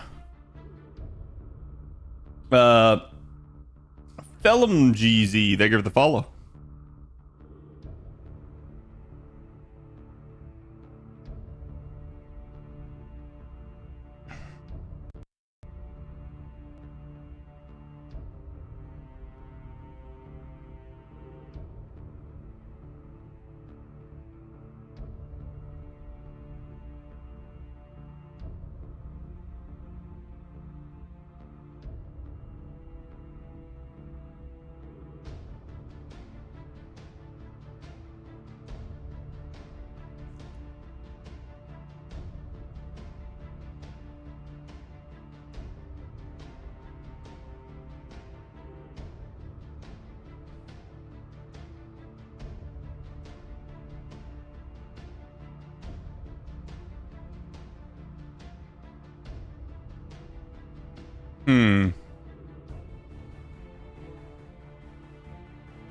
Like when you've tried to kill everyone at Chaldea.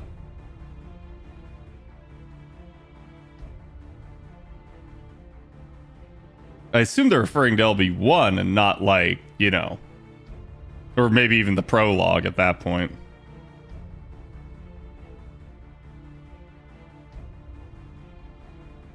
Now that our interests are aligned.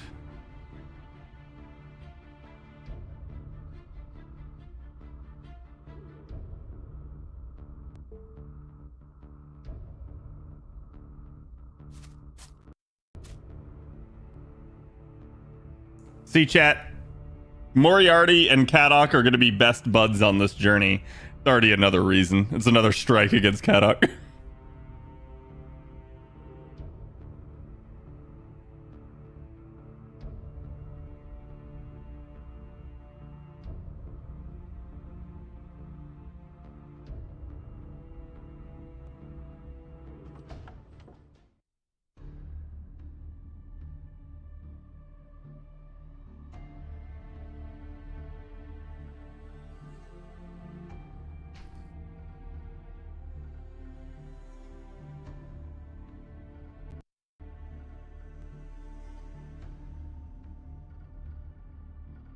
Hmm.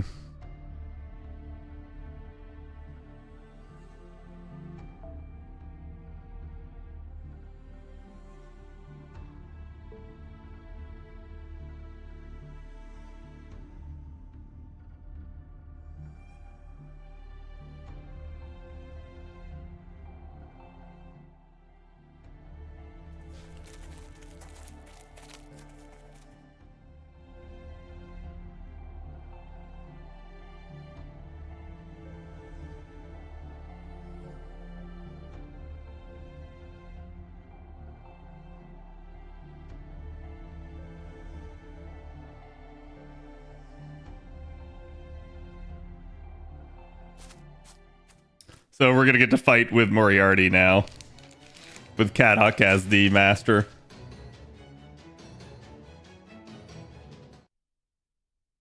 Saberface only, young Moriarty. That's the only problem with these fights, is it's like, okay, cool, I just won't use anyone. Thanks, game. Alright, so Moriarty's got the 50% charge. Is it actually Lord? It is. Let's go. And then 2 times 3 turns, yeah. Oh, ooh, it's a good thing. Well, no, I should have actually held off on that and NP'd the first time, but whatever. He may be strong enough to actually just hard, like, destroy them. We'll see. Didn't know Jimmy was a Saberface? I didn't either. I like his hairstyle. He still broke her fingers. That's true. He did. Like I said, I'm not going to argue that Beryl didn't need to die. Math Malignancy Annihilation.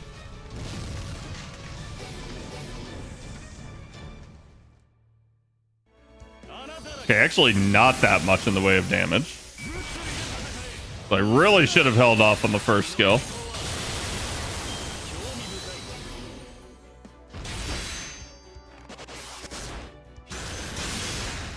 Okay.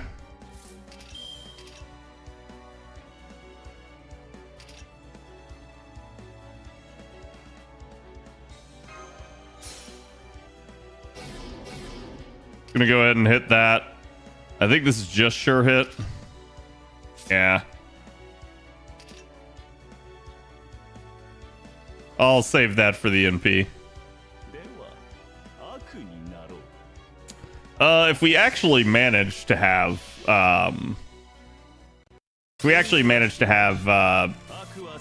Mighty Chain, I would have gone for the Mighty Chain there, but otherwise, money is in fact the root of all evil, which is a bold statement for a character in a gacha game. It's borderline like tone deaf, but still. 97%. Come on, game.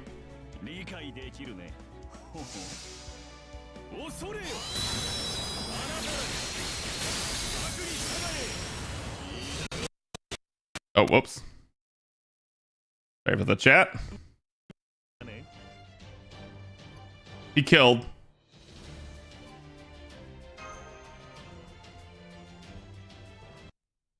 Disco DM? Why are you DMing me Disco?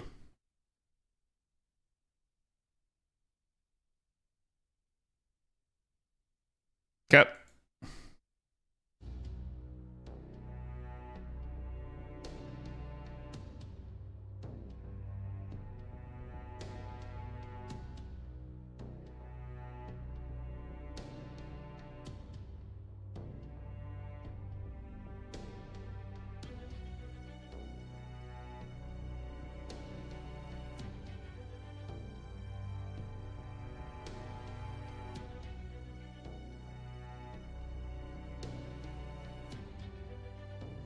Don't worry, I'm sure Jalter will handle him.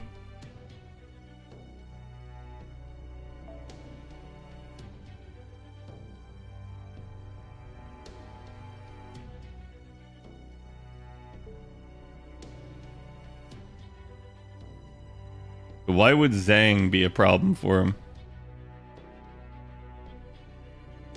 I'm not allowed to talk to evil professors.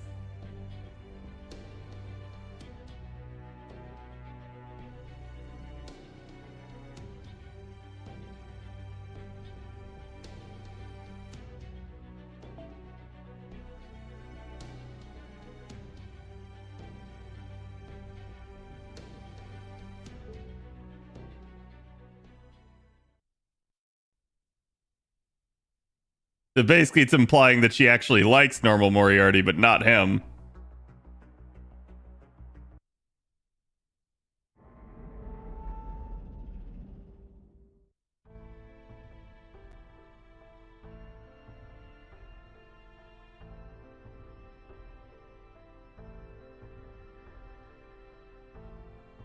$6.4 quintillion possible combinations almost instantly.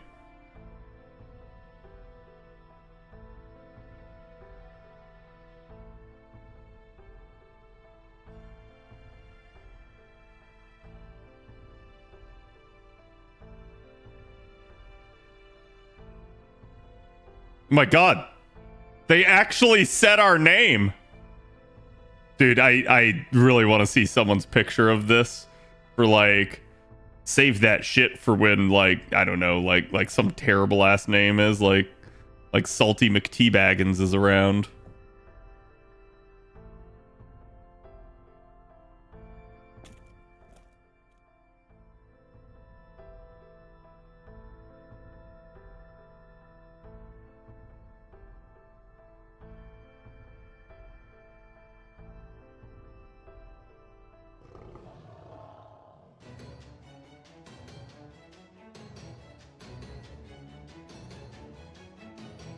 Yeah, for when MILF hunters are out. There you go.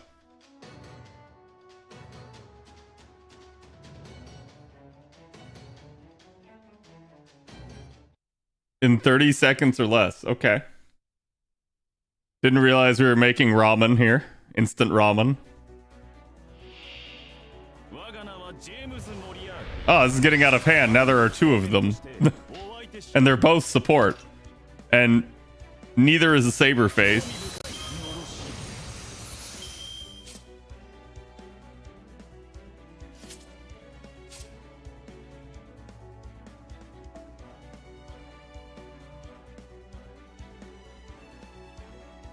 Does give him sure hit though, doesn't it? I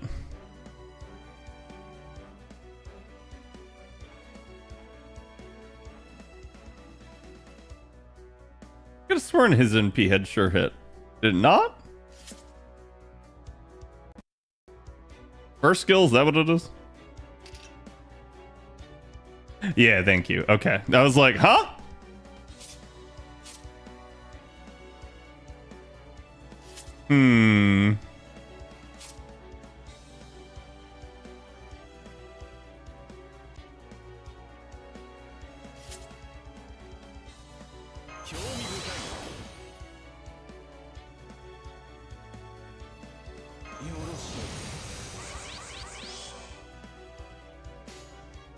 Fantastic. I have no idea whose cards these are.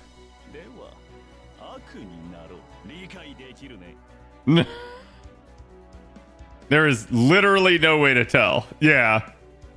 Look at the buff. Oh, true. So 4 of them are the one. Yeah. Okay. I got lucky.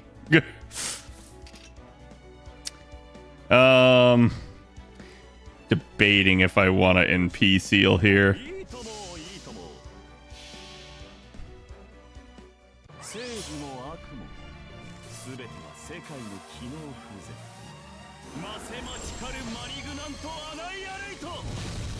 Pick the support one, right?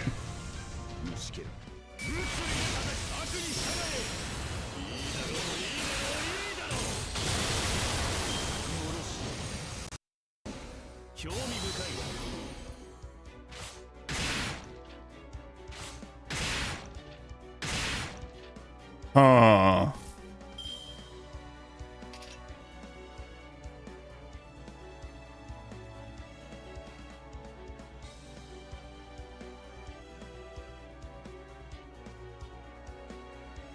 Click them fast if it stops the same voice lines. It's the same Mori. Nani? Okay, and every single one here is the other Mori's cards. Except for that.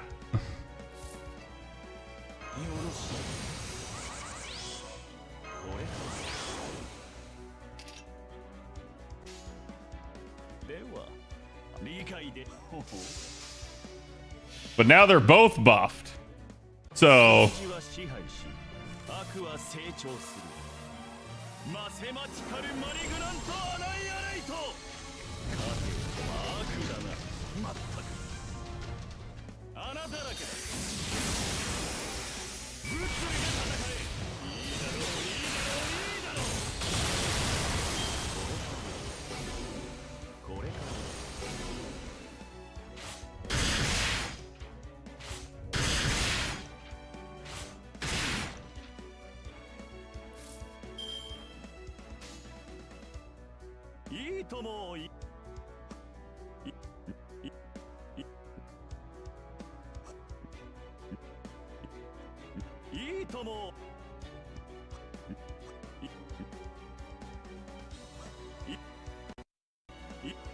I don't really see how you could tell.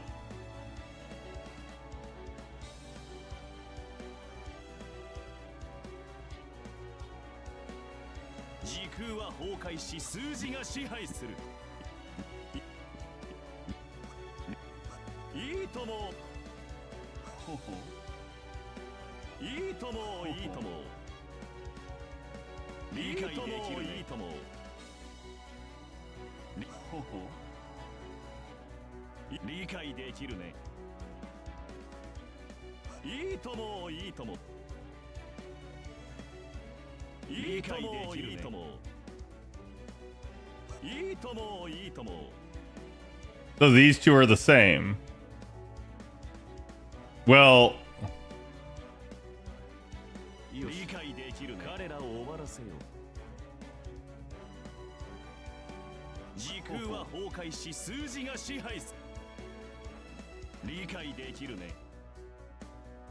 These two are the same.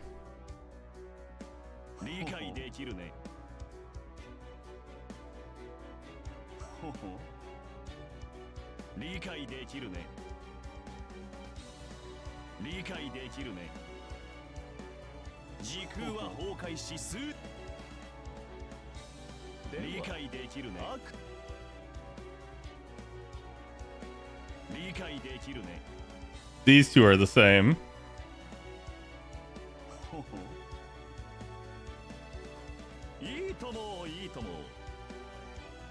These two are the same. So the left three are the same as the NP.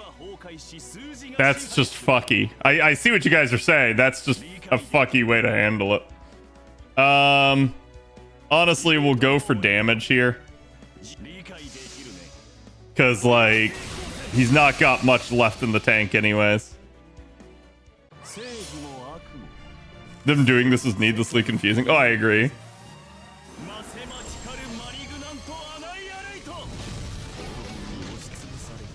They should have put them in different ascension forms or something, but I get for story purposes. They're trying to make you think he cloned himself.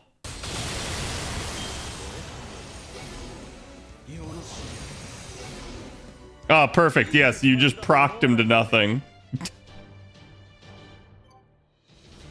The other ascensions are story relevant. Yeah, I figured. I mean, it's an interesting way of being able to tell. It's just stupid that I had to do that, right?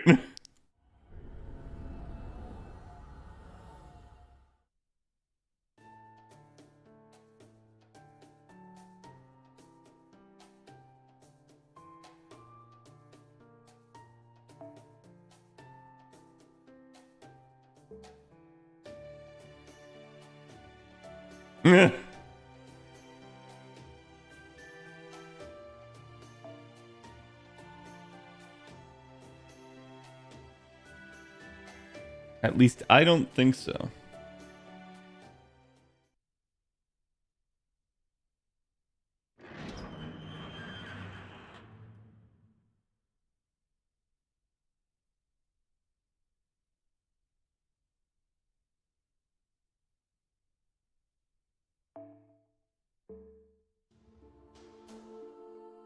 Yep.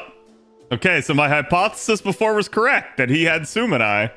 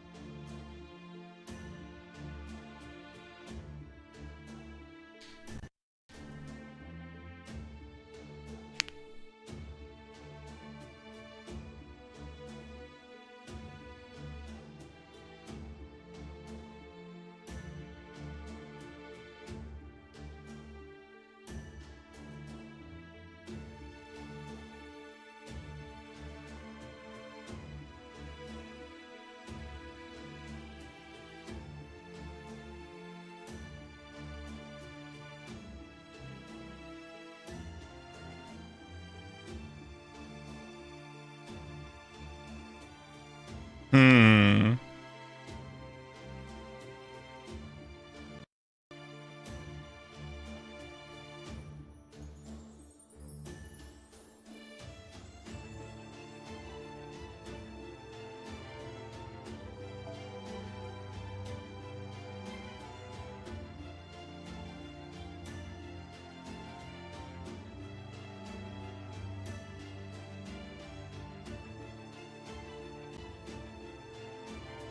Give you a word of warning. That shit, it can be your undoing.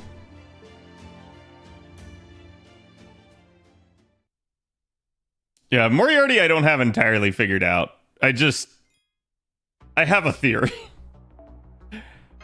And my theory involves he has some sort of ability to like manipulate time, in effect.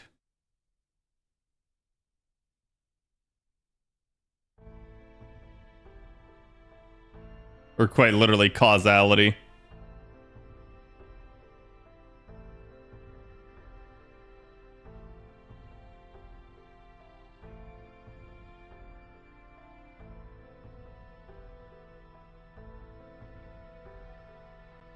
My blade will be no duller for facing my wife. Damn.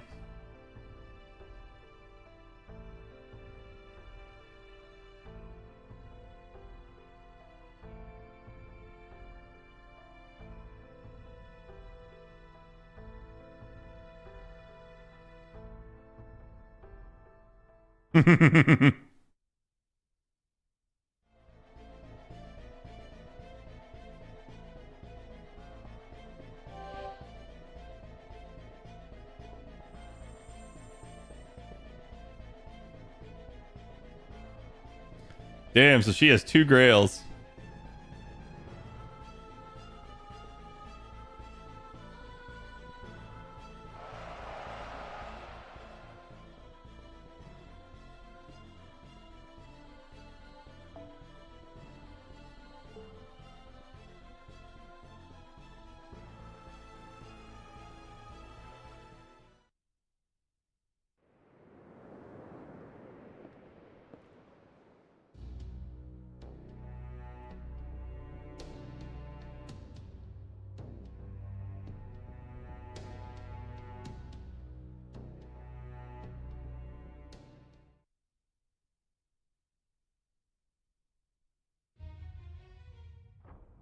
Oh, fuck.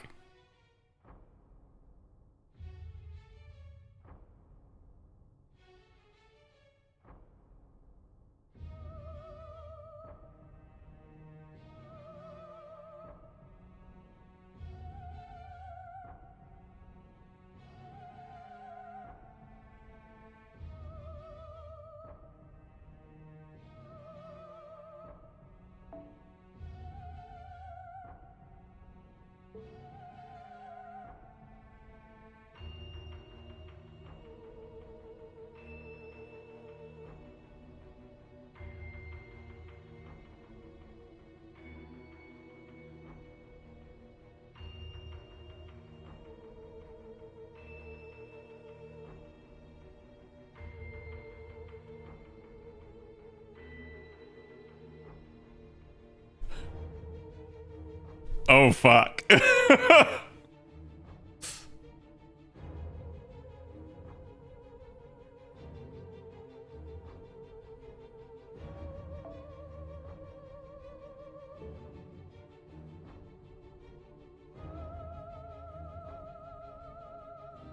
No, I have more right to take revenge on him than anyone ever could.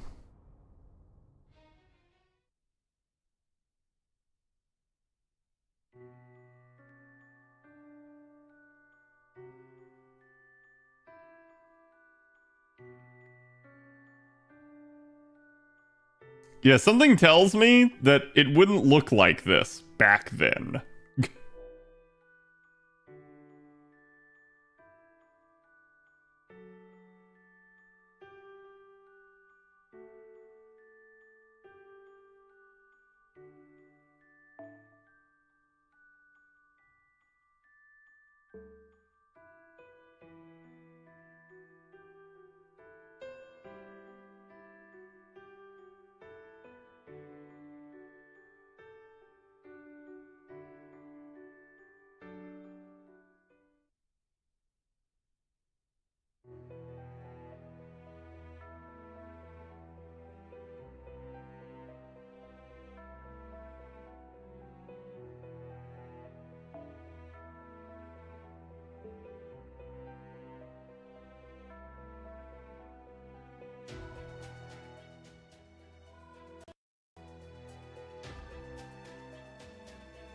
You want more assets for Traum? Yes.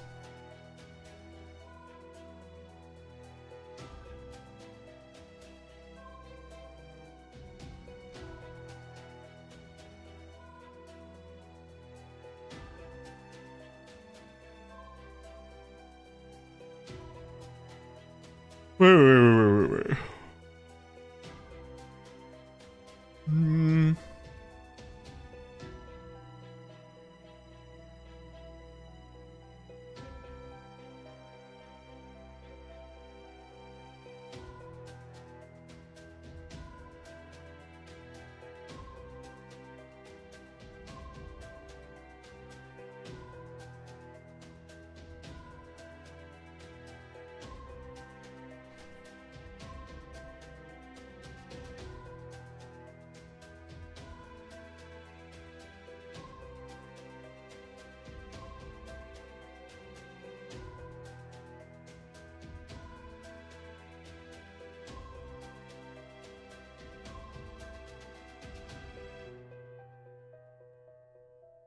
Mm-hmm.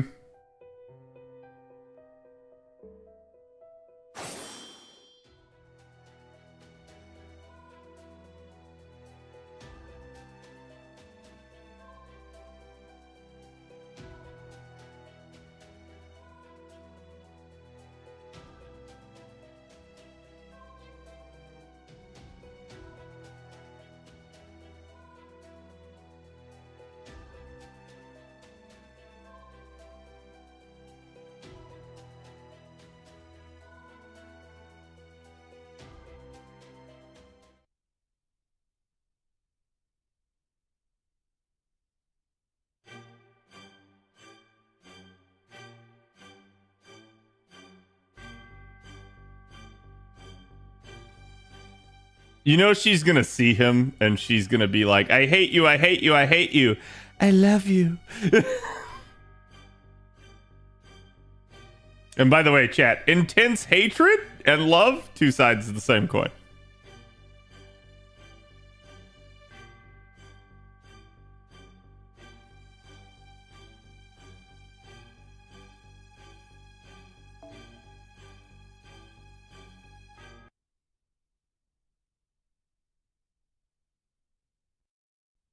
Yeah. Okay, it didn't really say anything there, so.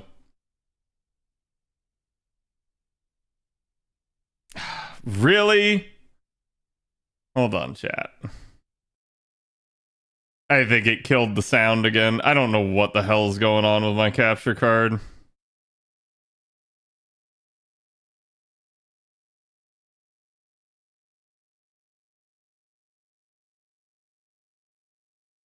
Indifference is opposite. Yeah.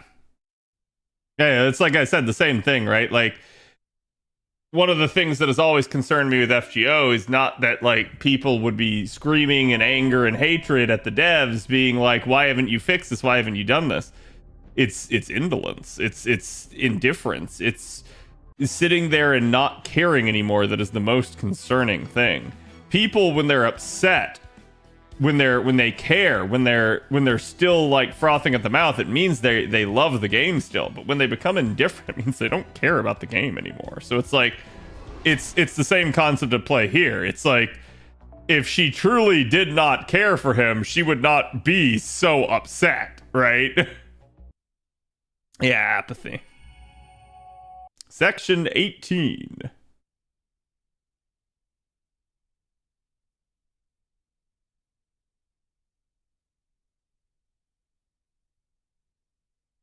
Charlie gonna sit on the throne?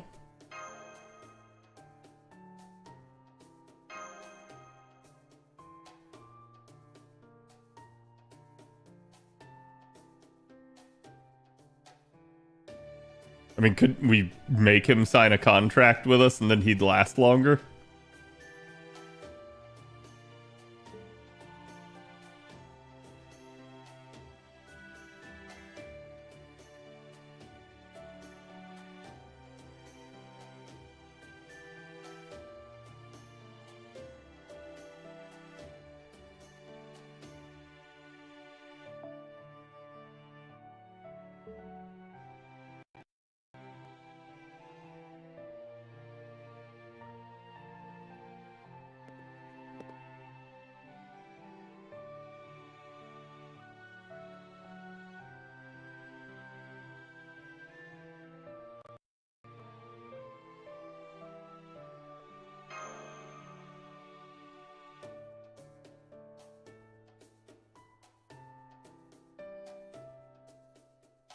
Play Link? I have.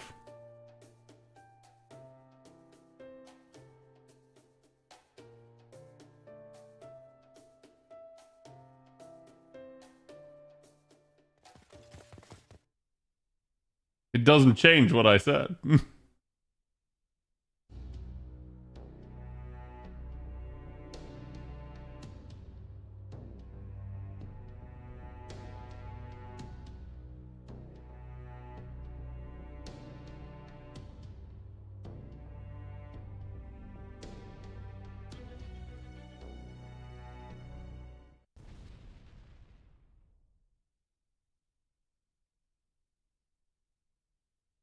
Somebody help me.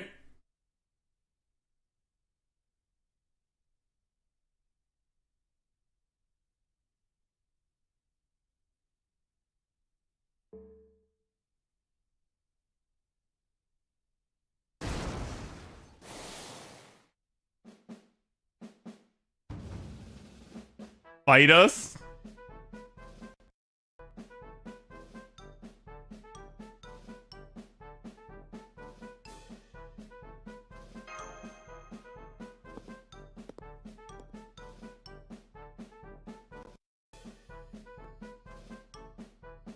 I got his Moriarty. I really like him. I do have a video on him if you want to give it a watch. I go through all of his stuff and his performance, but he's pretty good.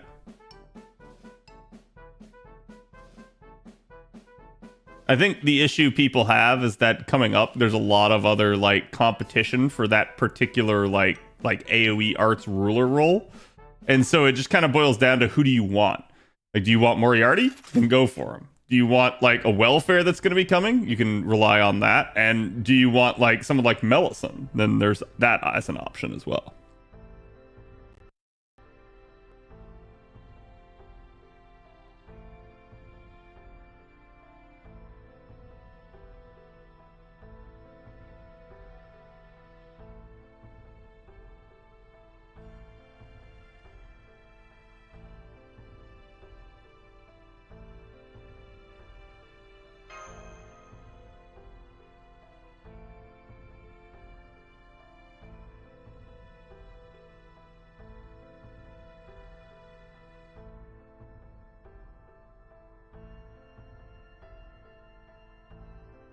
Yeah, I will say this doesn't really fit a Lady Pope. Like, I get her logic here, but it doesn't really work.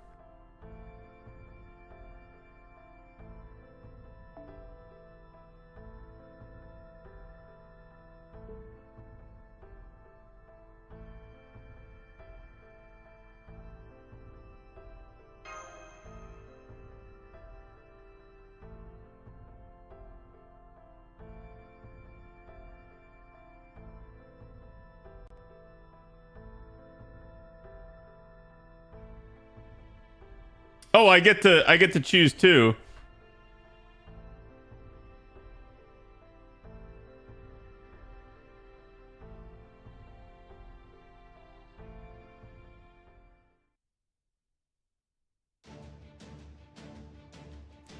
Cash me outside.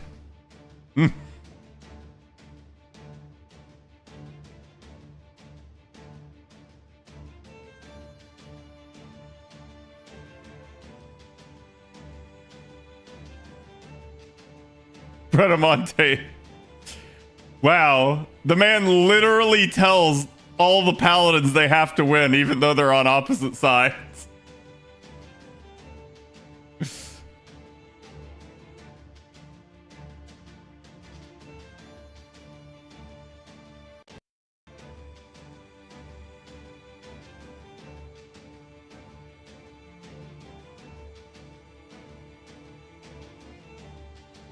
Yeah! Righteous smichus! Like the lady said, we're gonna kick your ass!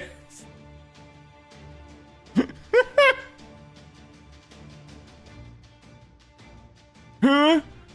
Where's a pansy ass?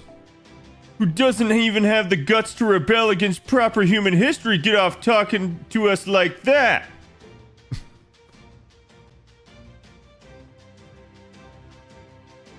Try it, good sir.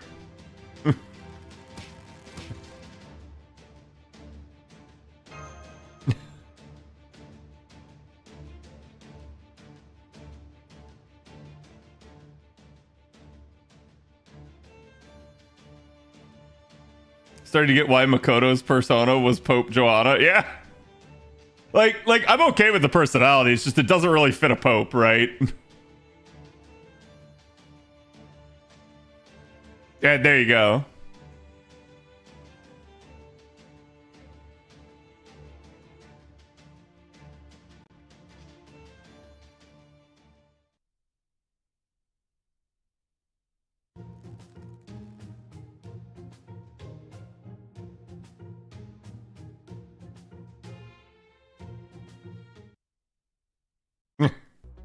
Martha exists? Martha's a saint, though. There's a difference between a saint and a pope. So the Pope is supposed to basically talk with the authority of God. Not at all times, but certainly on matters of religious importance and stuff like that. And in general, popes are usually all about, like, you know, humility and piety and, like, non-aggression and stuff like that.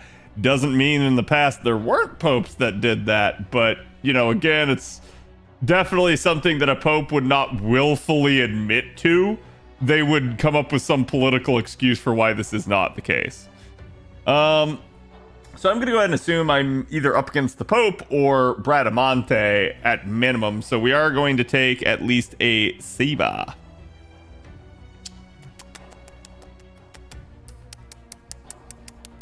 Why don't we give him a good Salter here? Bit of Salter's mana loading. Is it Lord yet? Yes. So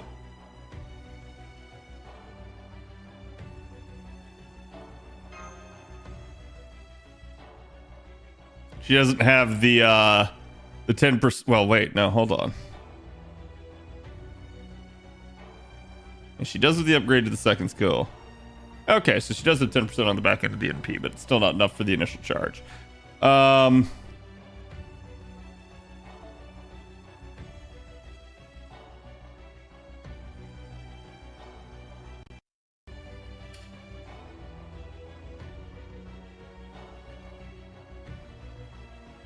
Debating if it's going to be Pope or not. Stick Jalter in here just in case.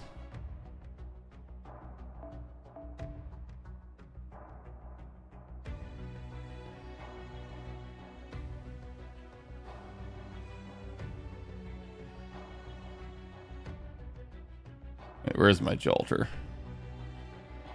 Am I blind? Yes, I am blind. There we go. Fortunately, Jalter doesn't have the 50% charge that she does. Now, the real question is... God damn it, game. So I'm only going to get one shot at this. 2 hours for maintenance. Yep. Level 80 Salter? Yeah, level 80 Salter. You want to see where all my other grails are? Don't worry, chat. Eventually. Saberface only indeed. Yeah, I know. There's not much I can do about this. So the Pope is...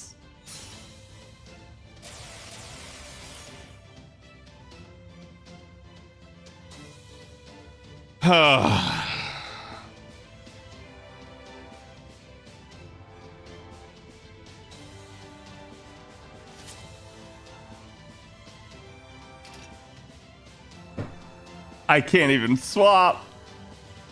Ah!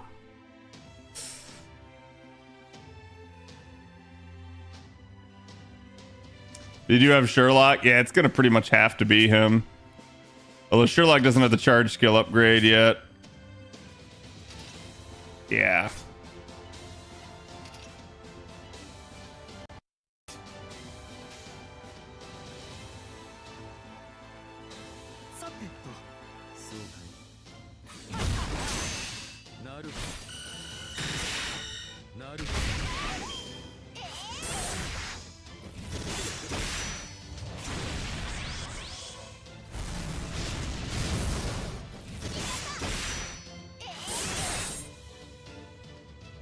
Okay.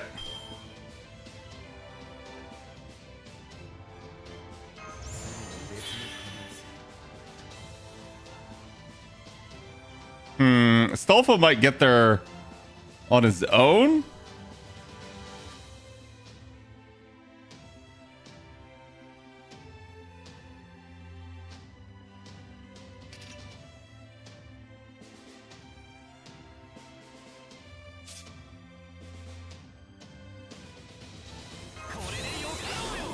Yeah, I knew it wasn't going to get rid of the invuln anyways.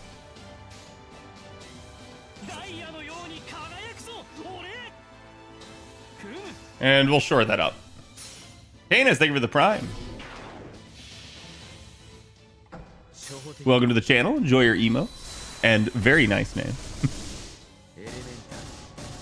Nice Saberface only. There's nothing I can do about this, right? Like, it even replaced my Mystic code, so even my plans cannot be dealt with. I can't not use the units in a sense. Jana does some buff. I figured it's this, especially after the break bar here, I'm probably going to end up with some crap.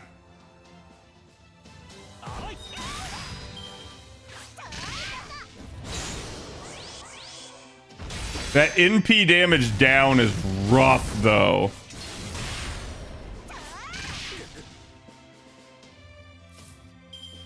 God, Astolfo just did not get jack crap.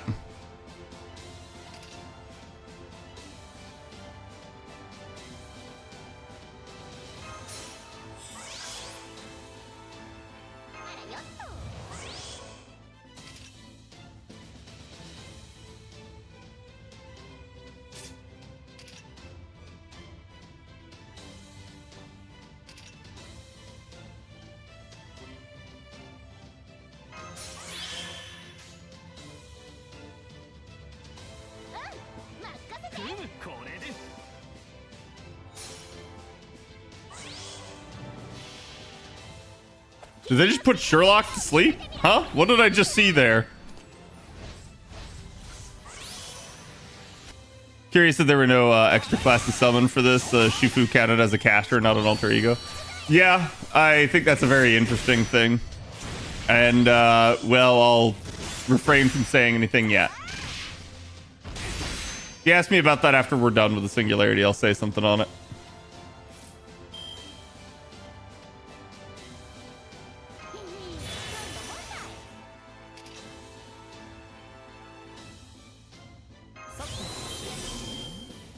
Okay. This is the last turn of Invuln Pierce. The assassin still has 2? How? Yeah, so Sherlock got slept, so there's nothing I can do there anyways. I may have to scuff. but this probably should be okay.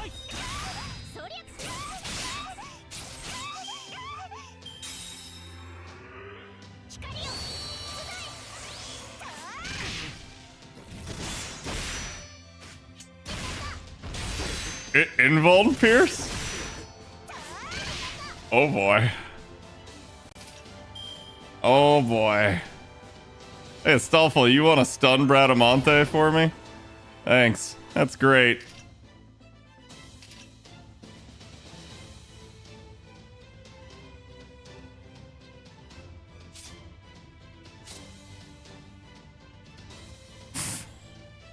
Four turns? Oh man. Ah, that is oof. I should have let her get the NP off and then.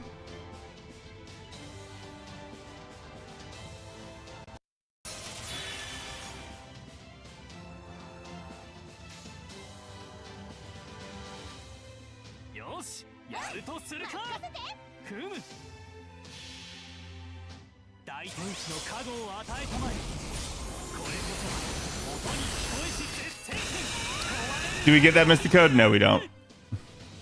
It's unfortunate, but it even says it's not a Mystic Code when you first get it.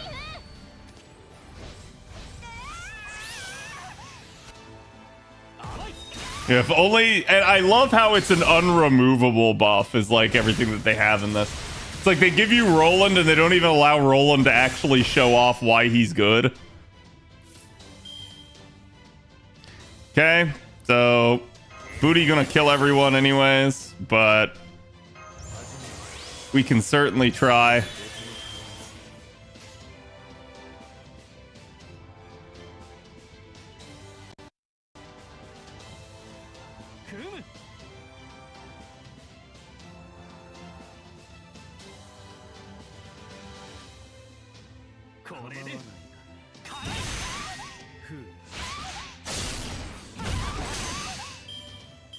I don't know why, but like in some way I'm hoping Sherlock lives, but I don't think he will. I think he's just toast. Yeah, he's toast. Yeah, that still dealt like 15k to him. Wait. Huh? Why did Roland live? Oh, the 100% defense. That's right. Okay. Low-key hilarious. Streaking OP, indeed.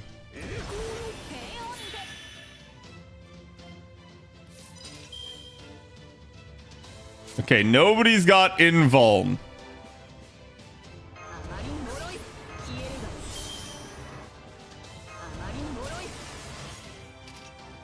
Oh, only chat. We only gotta go 95 more turns and we can have our buffs back. Kill me.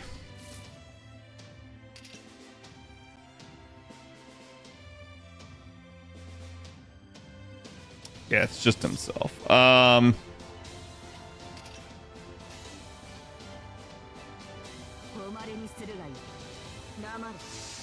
really got to make sure Assassin dies. She should kill, but like I have to target Assassin with the hopes that it dies.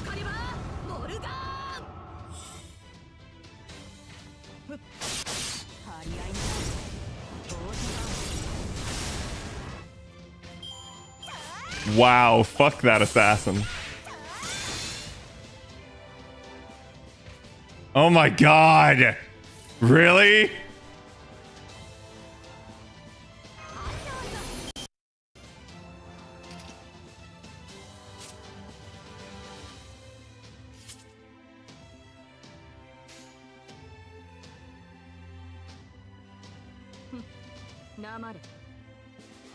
You underestimate me.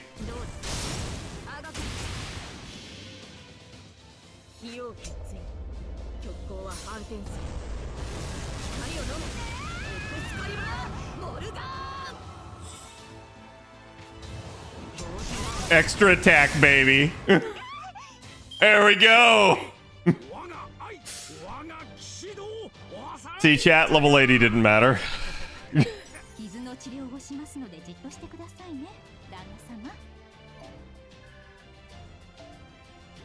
Got that drip.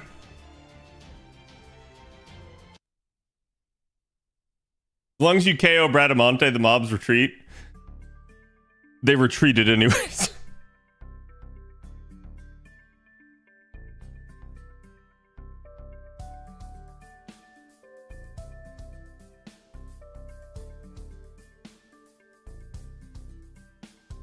Hey, we lost, but please, please, you know, give us refuge, even though if we won, we were going to take over.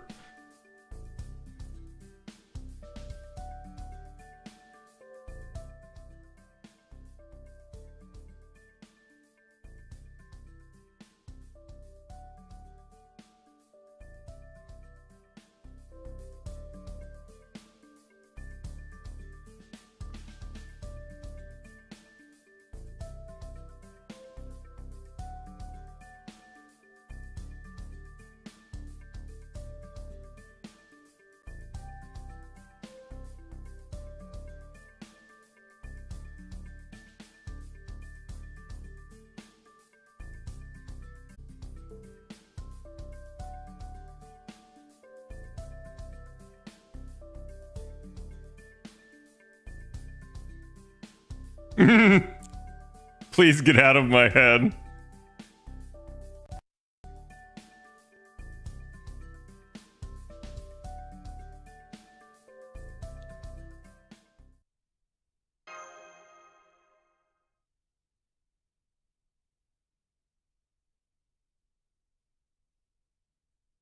Whoa.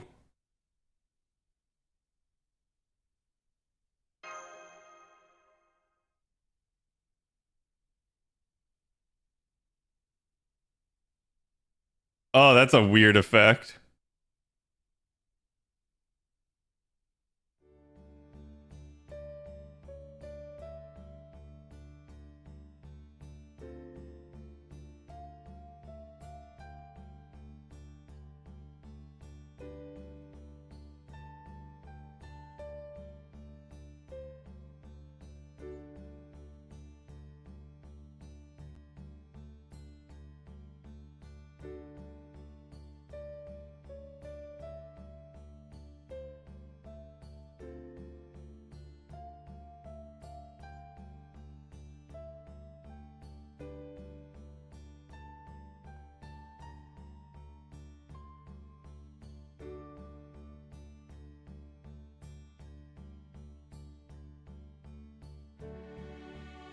I wouldn't even say that.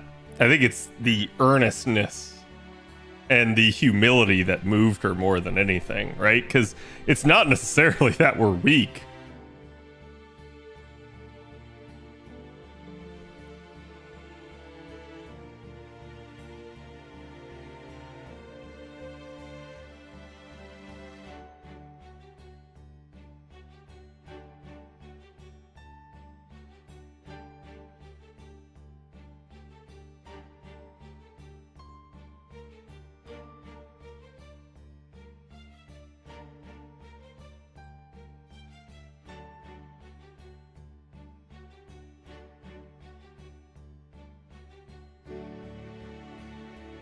I feel like everyone here's a figurehead, though, because even Vlad doesn't have his normal servant power.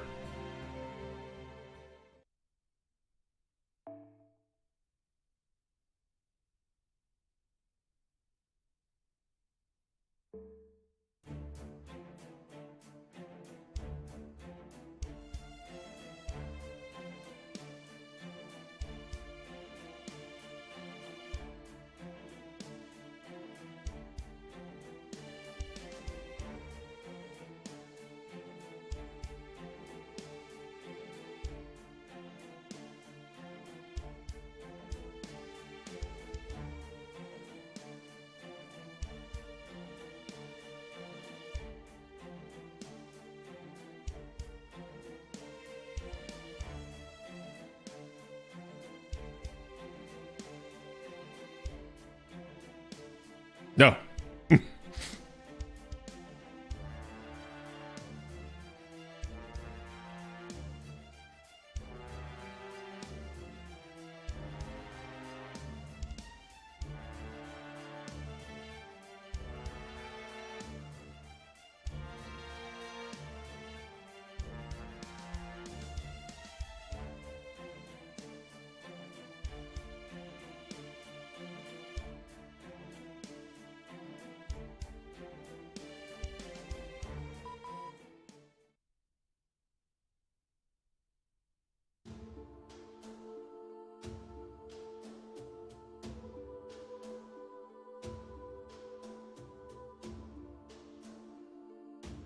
Oh no. Oh no. Moriarty, don't.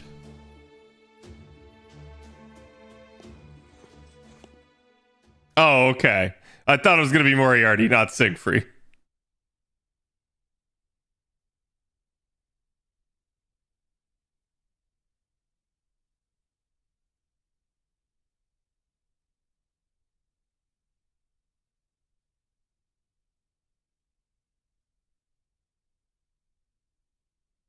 He left a second after they found Sumonai, probably.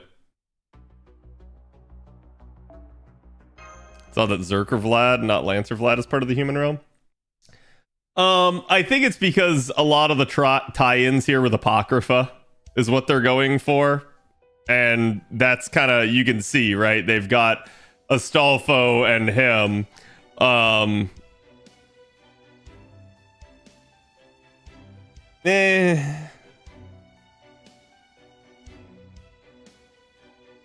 I don't know that I want to say more.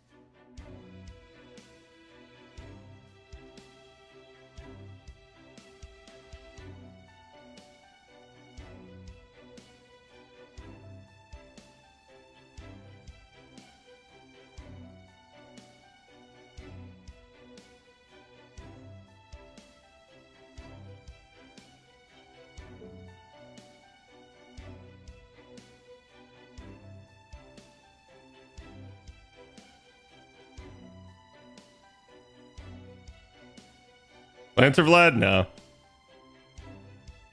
I mean, this Vlad is also human, but this Vlad is more the concept of what, like, Vlad was thought to be rather than the actual Vlad.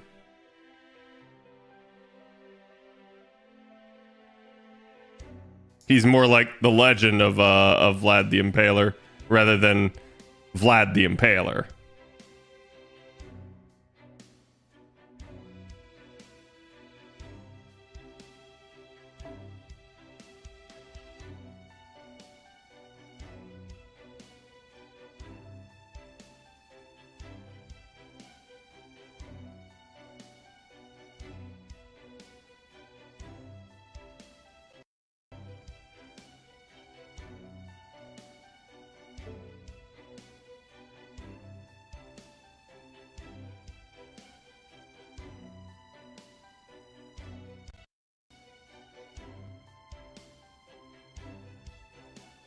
Wait. That was true in both Sir Doyle's novel and in reality? But you weren't real. I thought it was always understood that Sherlock Holmes was not in fact a real character. Or not in fact a real person, right? Like he was a character of the novel.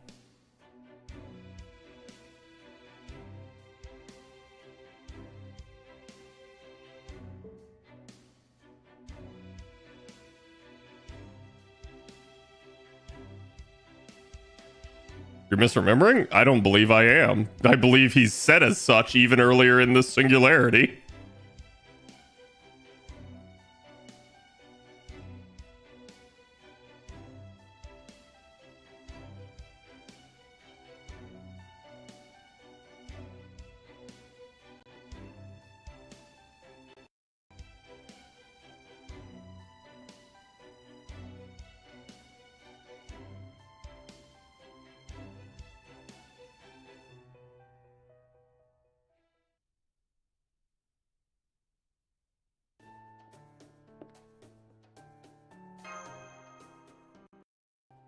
Hey, maybe I'm forgetting the interlude.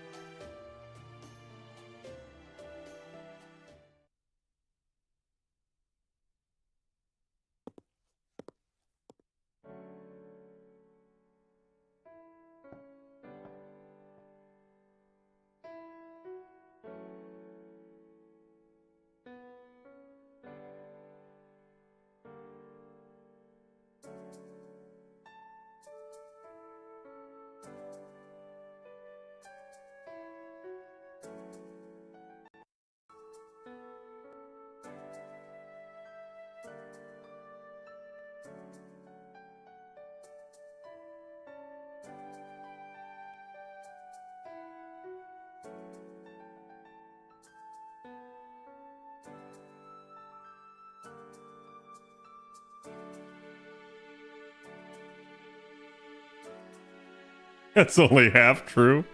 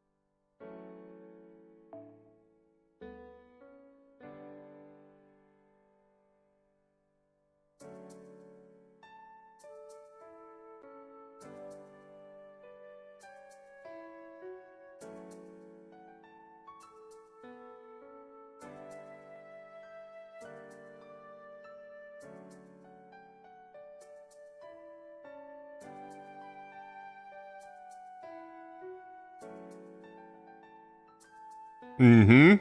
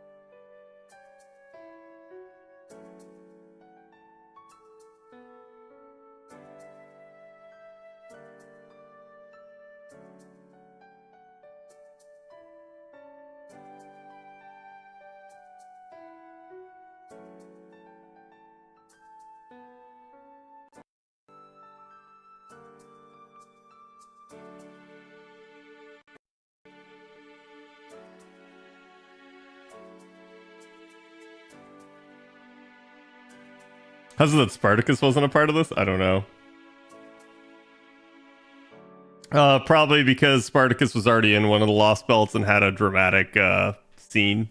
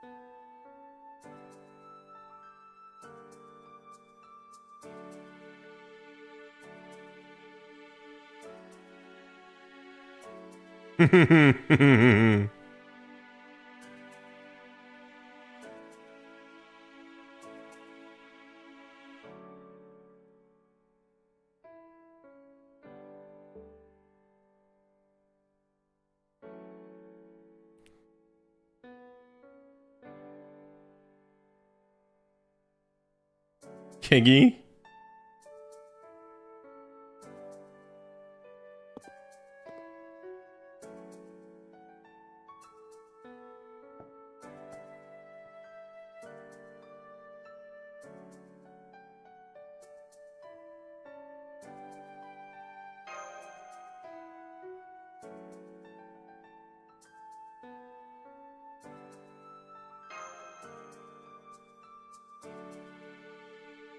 Damn.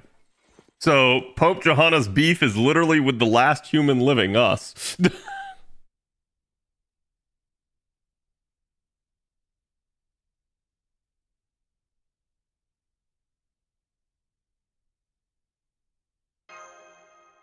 No, Charlemagne, it's your turn. You go hide.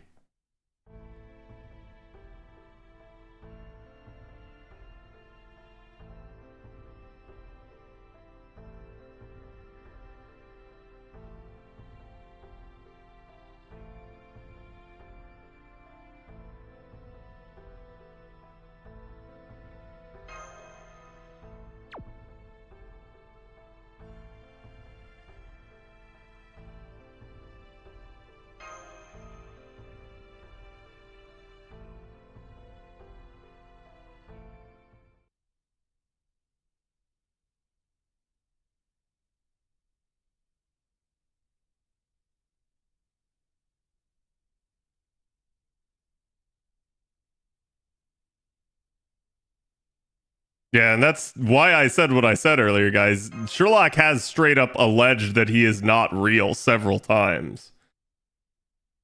I would say it wasn't even left ambiguous. I don't really remember his interlude. I probably need to go back and read it again. I think I skimmed it was the problem. But like basically straight up, like it was never really left ambiguous. He was not real. So if they said that in an interlude, it's him kind of letting the cat out of the bag.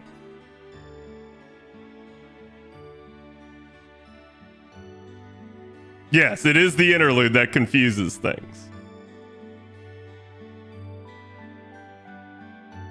Because prior to that interlude, he's not. There's never at any point where he acknowledges it, and he basically always mentions the fact that he was a character in the story.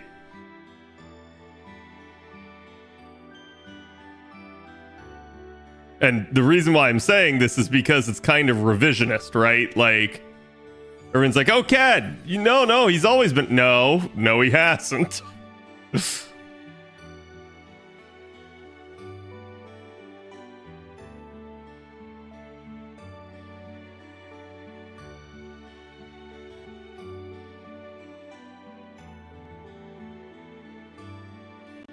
Wait, what?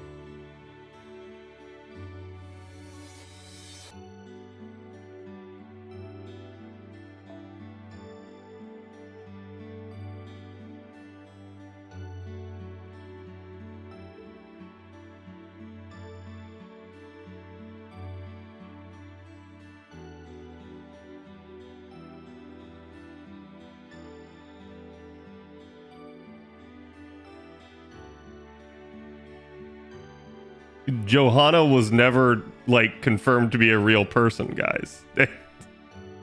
This is what I'm talking about, guys. You're stating stuff like it's fact. Johanna was not a real person.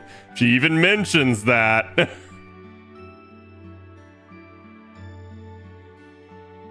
was all a rumor, a myth.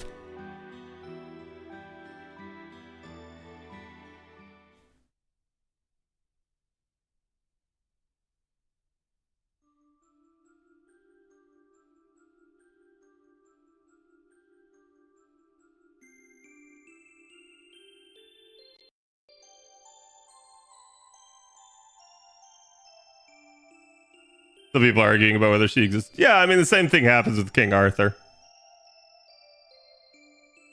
And the reality is, like, the story probably has some basis on an actual person.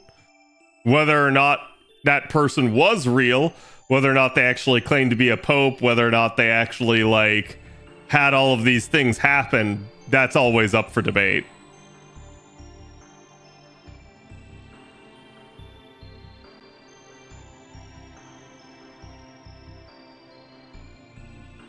Or being real or not wasn't being discussed in chat? No, but you said Johanna was found out because she gave birth. And that implication gives this idea that, like, there's this set in stone story for Johanna. There's not.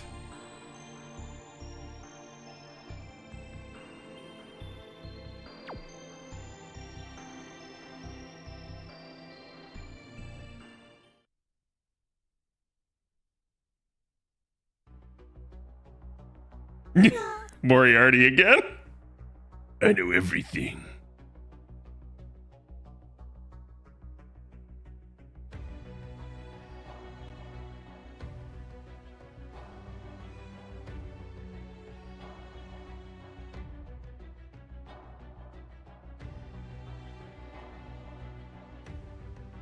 Okay, did I roll? No, I didn't get to.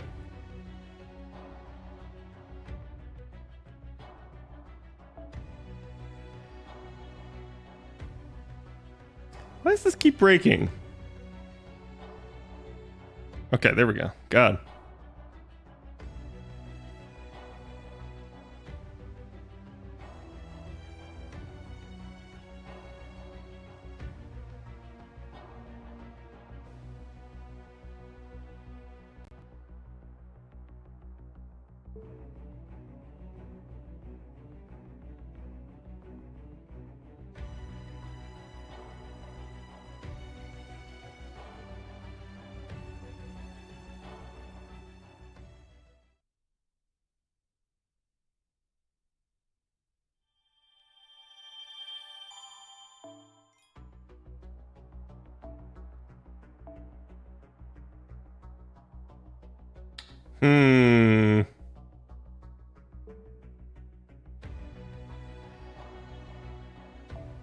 I don't like this is a question mark battle and I have to set up the party ahead of time.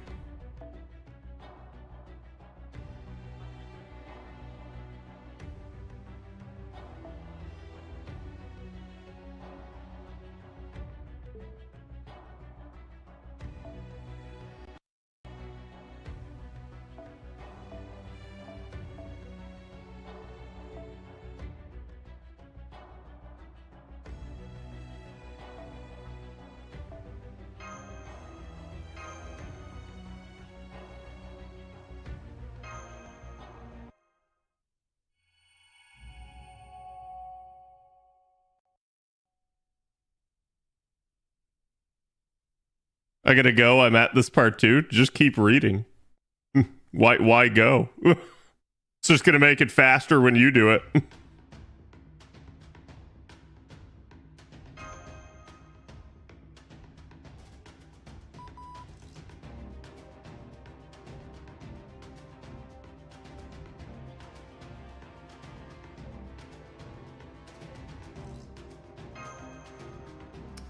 Convenient. Plot convenient Ortonax malfunction.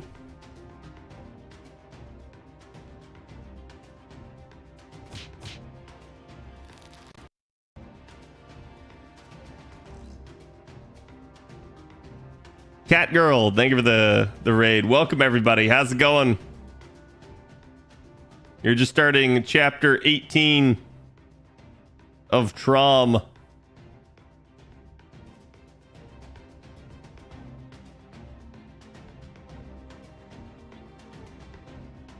You wanted more force support, Mash? No, I just wanted Mash to be involved. Well, she might still show up just at the last second when it really counts.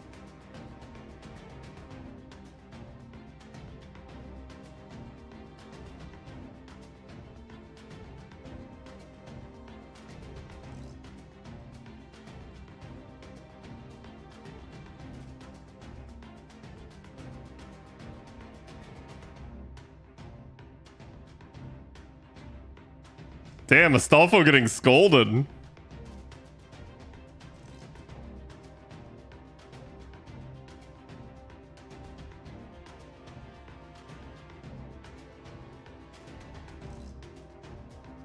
Well, my first thought was to lash Roland to a spear and use him as a shield. God damn.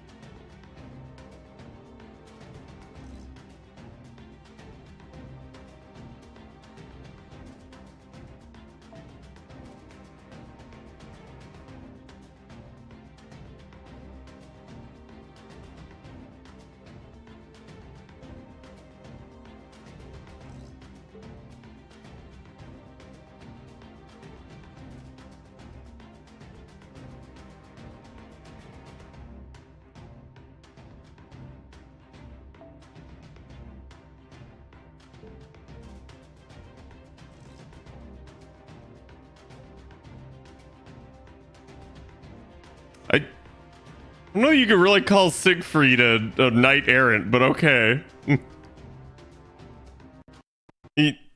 He's definitely a monster slayer.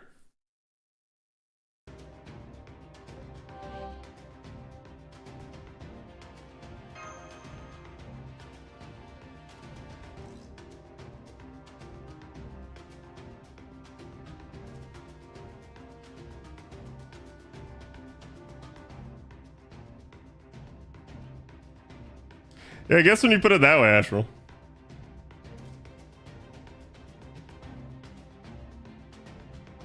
Bringing up the rear is a knight's greatest honor. First of all, phrasing. Second of all, I don't know about that.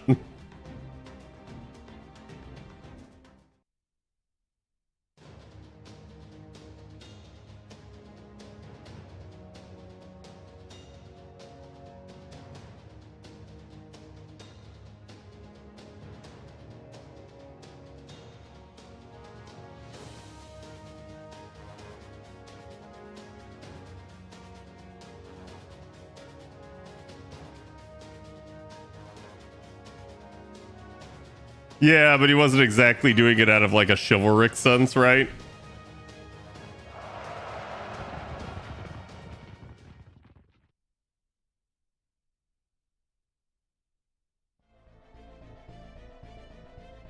Well, archers usually have independent action, right?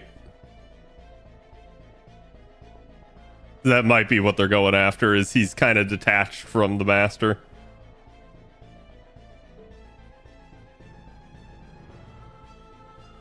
I do find it funny, though. They still really have not indicated who the master is yet.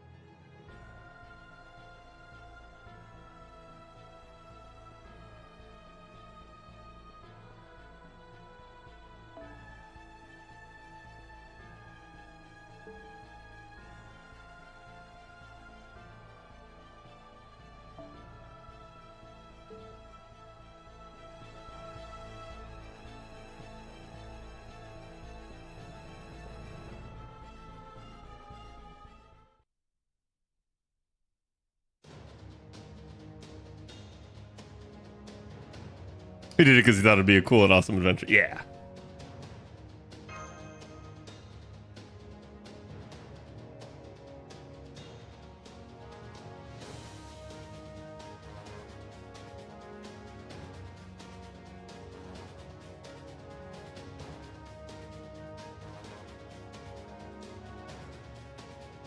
I can see the other 4-star archers. You talking about Tamatomo? He's a 5-star.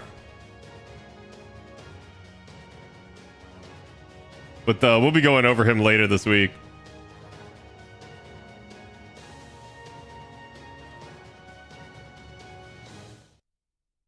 Could at least give your full name. True.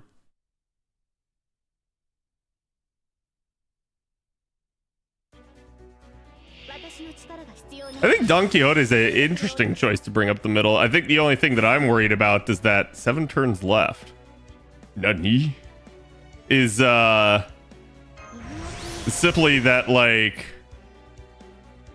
I'm not sure how he's gonna have the capability necessarily to protect.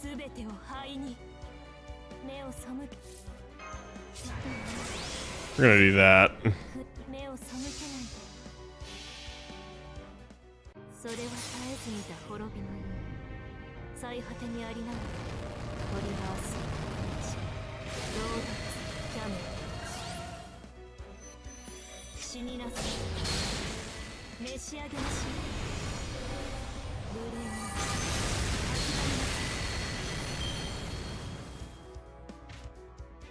Okay.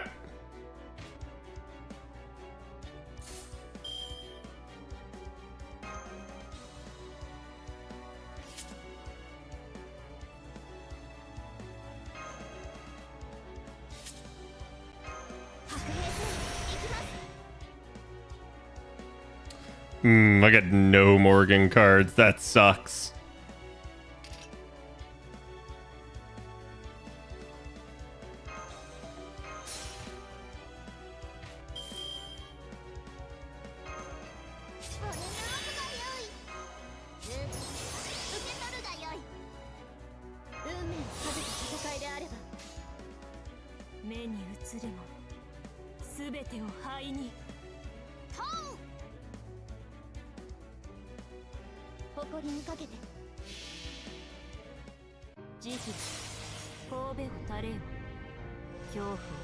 It'll be a gimmick in the upcoming nodes, yeah.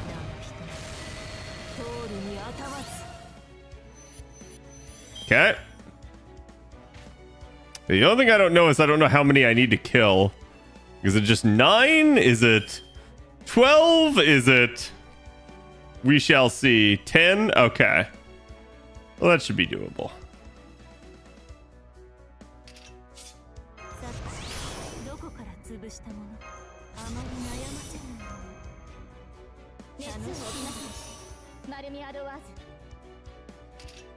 Let's get rid of the Rider because they're the only counter class here. We'll still keep that on her so that she can't really be damaged.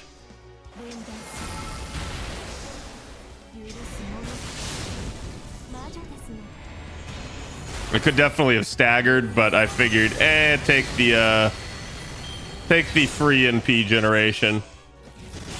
And then this NP will seal it.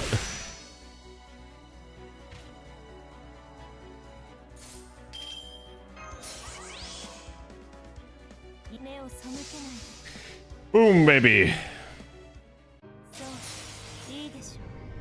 I did cut a few of these close. Well, if I remember correctly, because I do remember this now, and it's like I remember there being annoying like defensive buffs on some of them. And that was really the issue with a lot of it.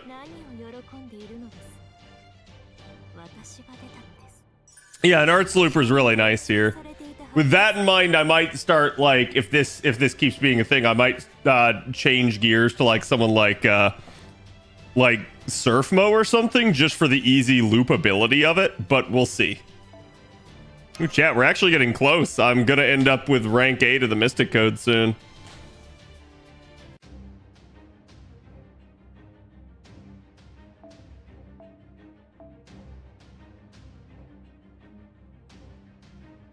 Okay, I'm gonna assume this is more of the same.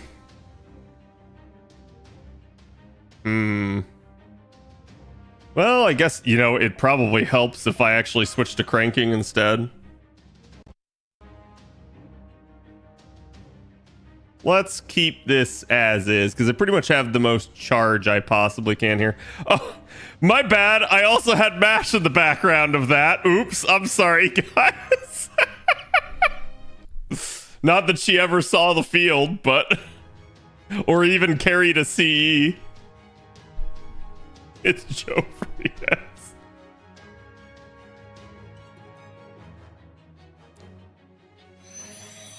I didn't even notice. I didn't either.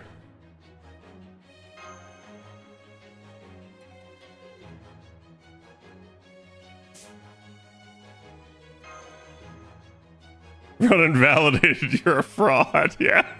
I mean, and that's like, it's why, like I said, like this is a fun challenge. It's not meant to be like super serious in that regard. I do take it seriously, but something like that, it's like, yeah, I don't care, right? I just remove her from the back line and go, oops. If she actually came out and was like the last servant standing, I would go back and refight the note at that point. But like, yeah. Wait, what?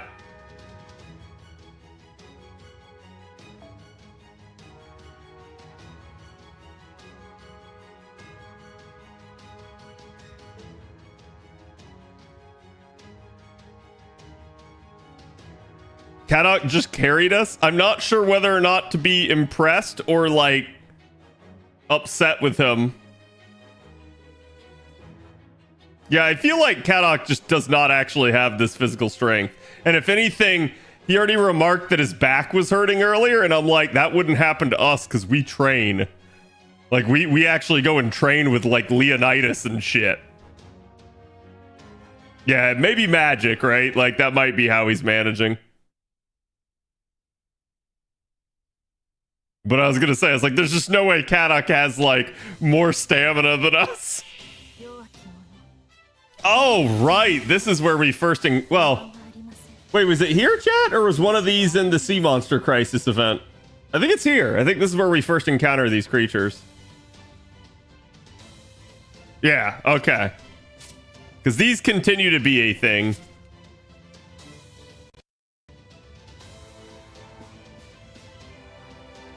There was one in a Chaldea Boys event, if I remember correctly. Yeah, but I think that's next Chaldea Boys, right? There was one in White Day? Was there? Damn. I'm just not remembering that, I guess. Alright, so chat, is it still the same 10? I feel like there's a pop-up and I'm not seeing it or some crap. Yes? Okay.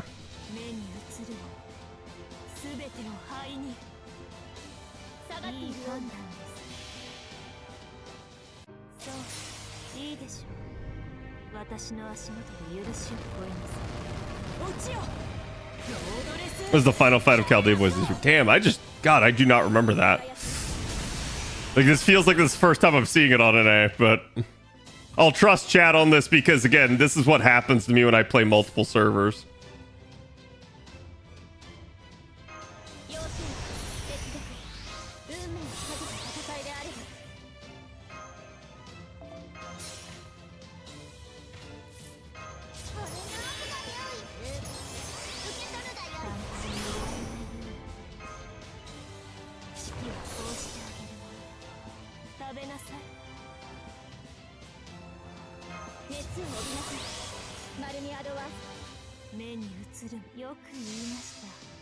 I'm hoping something lives, but it won't. Yeah,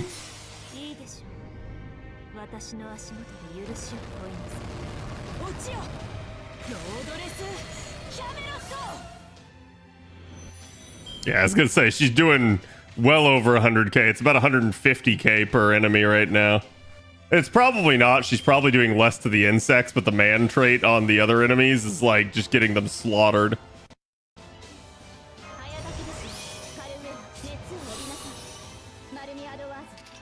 Okay. Since this will be a turn with vulnerability, we'll go ahead and do that. And we'll actually do it like that.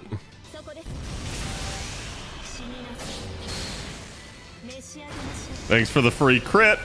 Damn, like 140% NP charge there. It's amazing what, like, what is that, 60? No. There's like 30% NP gain up per, so it's like 90% NP gain up with 2 50% arts buffs can do for your NP gain. You know what? Just icing on the cake. Here you go. Have Sky trade as well. Whee!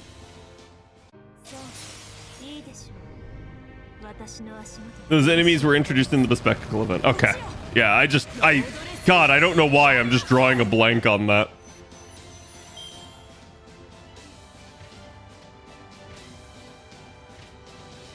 Just drops a new enemy on you in the last boss and you forget about them until they appear again later. Yeah! I guess it's because it didn't really matter, right?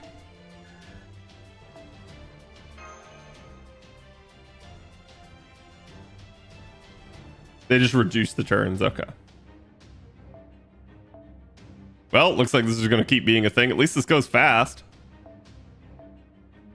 And honestly, like, as long as it doesn't get down to like 3 turns, I'll be good. Because I don't know that I can complete a 3 turn without her having K-scope on. And she would still need luck with charge. But It's a nice AP drainer. I mean, kind of, right? It's still only 5 AP.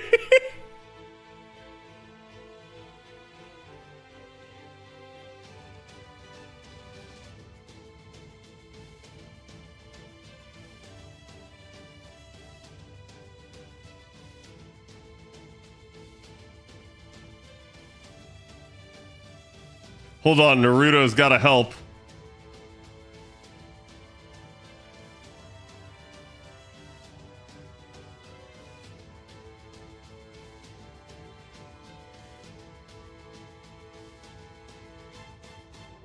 People forget that the giant ghost debuted in K&K. That I know.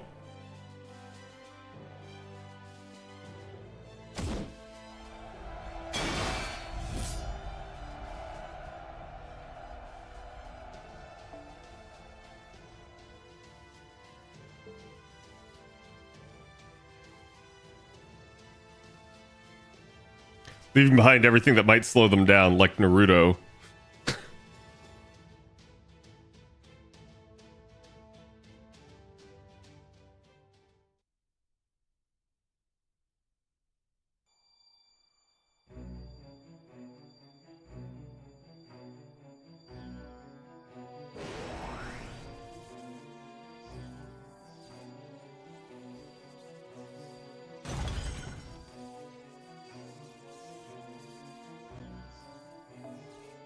Aim for Charles the Great? Interesting.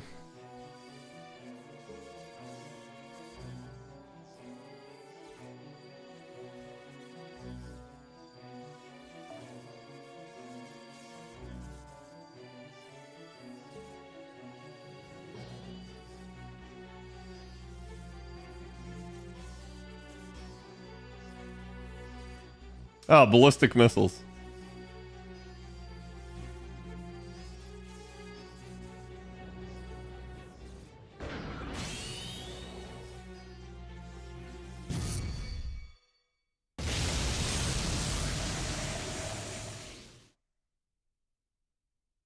Shame we didn't get a cutscene for that.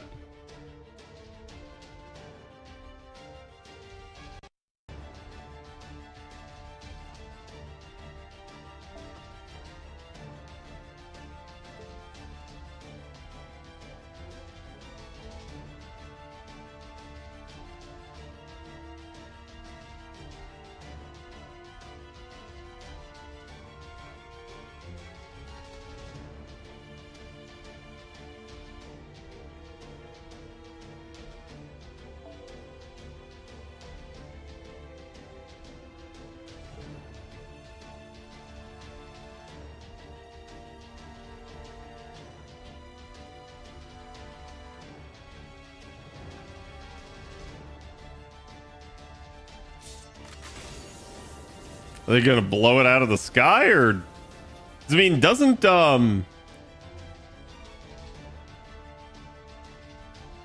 Astolfo have a shield? Or was that the one that he borrowed from Achilles? Yeah. So I'm wondering if this is gonna be he still has it from Apocrypha, quote unquote.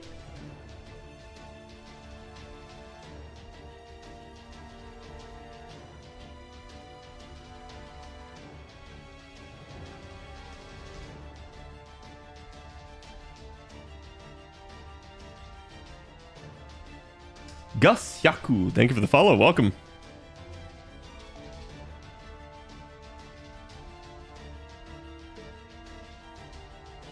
Bradamante's shield. Right. I was actually like really surprised that Bradamante didn't shield them during the last attack. And I was like, oh, okay. It's like you actually have a shield of light.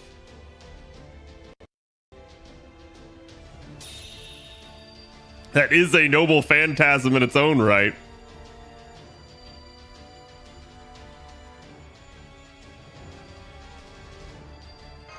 I'll settle this in no time. Okay, we're gonna solve it. We're literally just gonna be like, all right, cool, Castoria, come out here, just shield this shit. But first, yeah. All right, so we got 6 turns.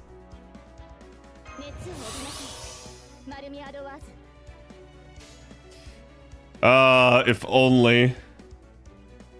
So let's precard.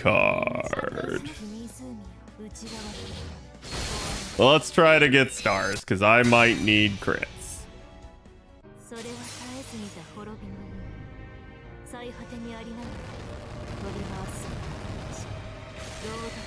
Refuse to elaborate, leaves, yeah. The archer is sitting there going like, why didn't that actually work, huh? Didn't hit anyone, what the fuck?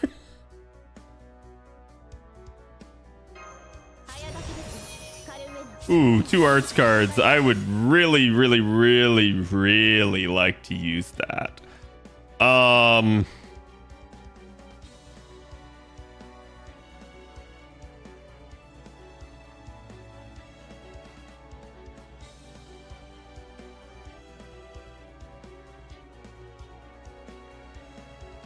Still has to do 2 more Noble Phantasms.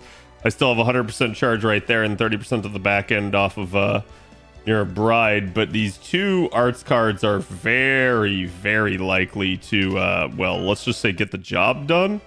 Ooh, well, I actually don't need the other Castoria, so... And I'll probably get an arts card. Yeah, I was gonna say, I'll probably get an arts card anyways off of it.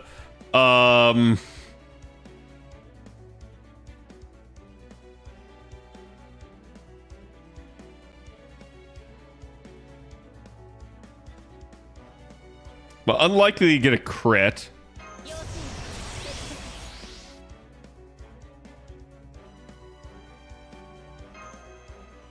I think we'll do it like this.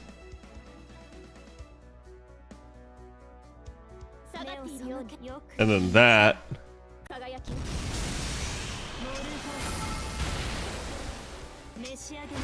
Ooh, I didn't get a kill either. Okay, I actually should have done the rider. But either way, that was like free Noble Phantasm charge. So it's not a huge deal. It just means I'll probably need to spend another turn. Which will make it tight, because I will have to card someone at the end. So I probably should have just brute force charged it, and it would have been better. Because I now, quote-unquote, wasted a turn. So that's 6 enemies down. I'm easily going to get 9 right here.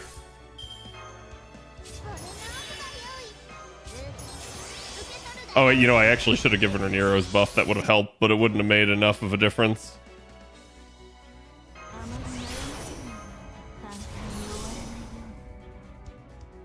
For that anyways. I don't think any of these things are Sky trait, but... Ah, shit. There's my other Buster card.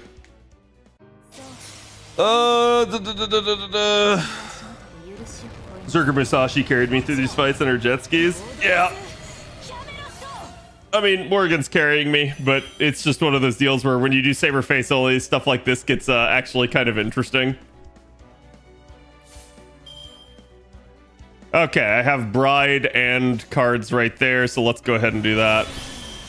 And then go boom, boom, boom, and that's an easy win.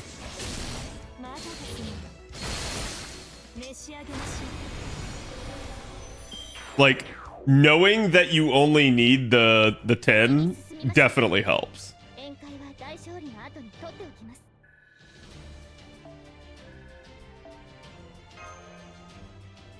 I could just brute force things with 3 MLBK scopes I have. Yeah.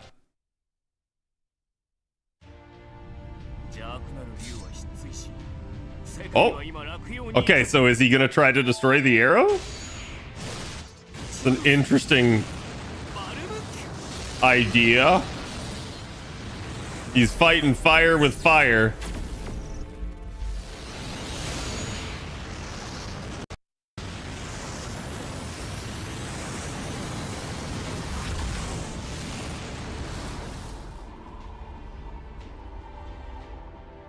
My laser's stronger than yours. Yeah, quite literally a Kamehameha moment.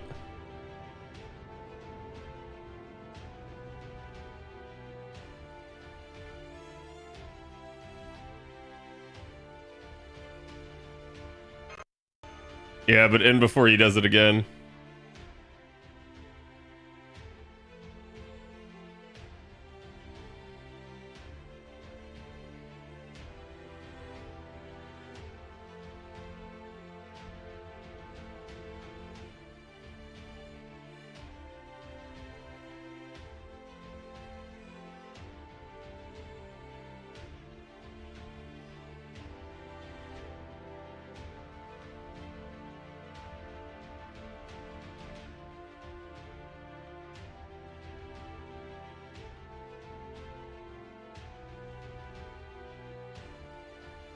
His name was Sumanai,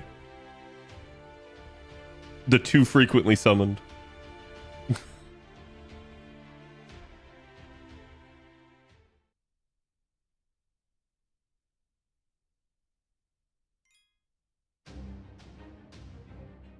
Ooh, chat, we're at section 19. So, I'm going to go ahead and say, let us stop here, at least for tonight.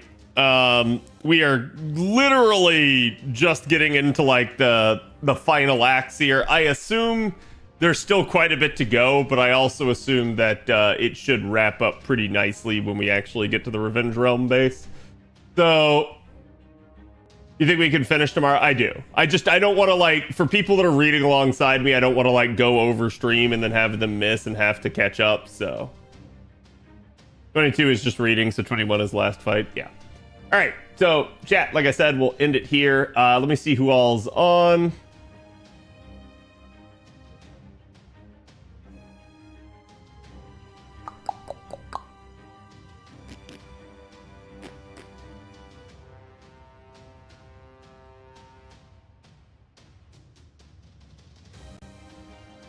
Ooh! Ooh, let me send you guys over to Miss Timma. She's not on normally at this time.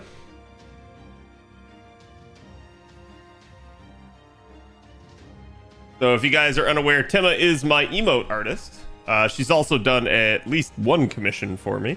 So, again, go give her some love. She's a fantastic streamer. She's just real cute, funny, friendly. So, just easily a comfy stream. So go give her some love. Like I said, I'll be back tomorrow. You guys already know the drill with the schedule. Hopefully we'll have the numbers for Bakin and Tame Tomo to go over with you guys. But again, thank you guys for being here. Thank you guys for watching. Traum conclusion tomorrow. Good night.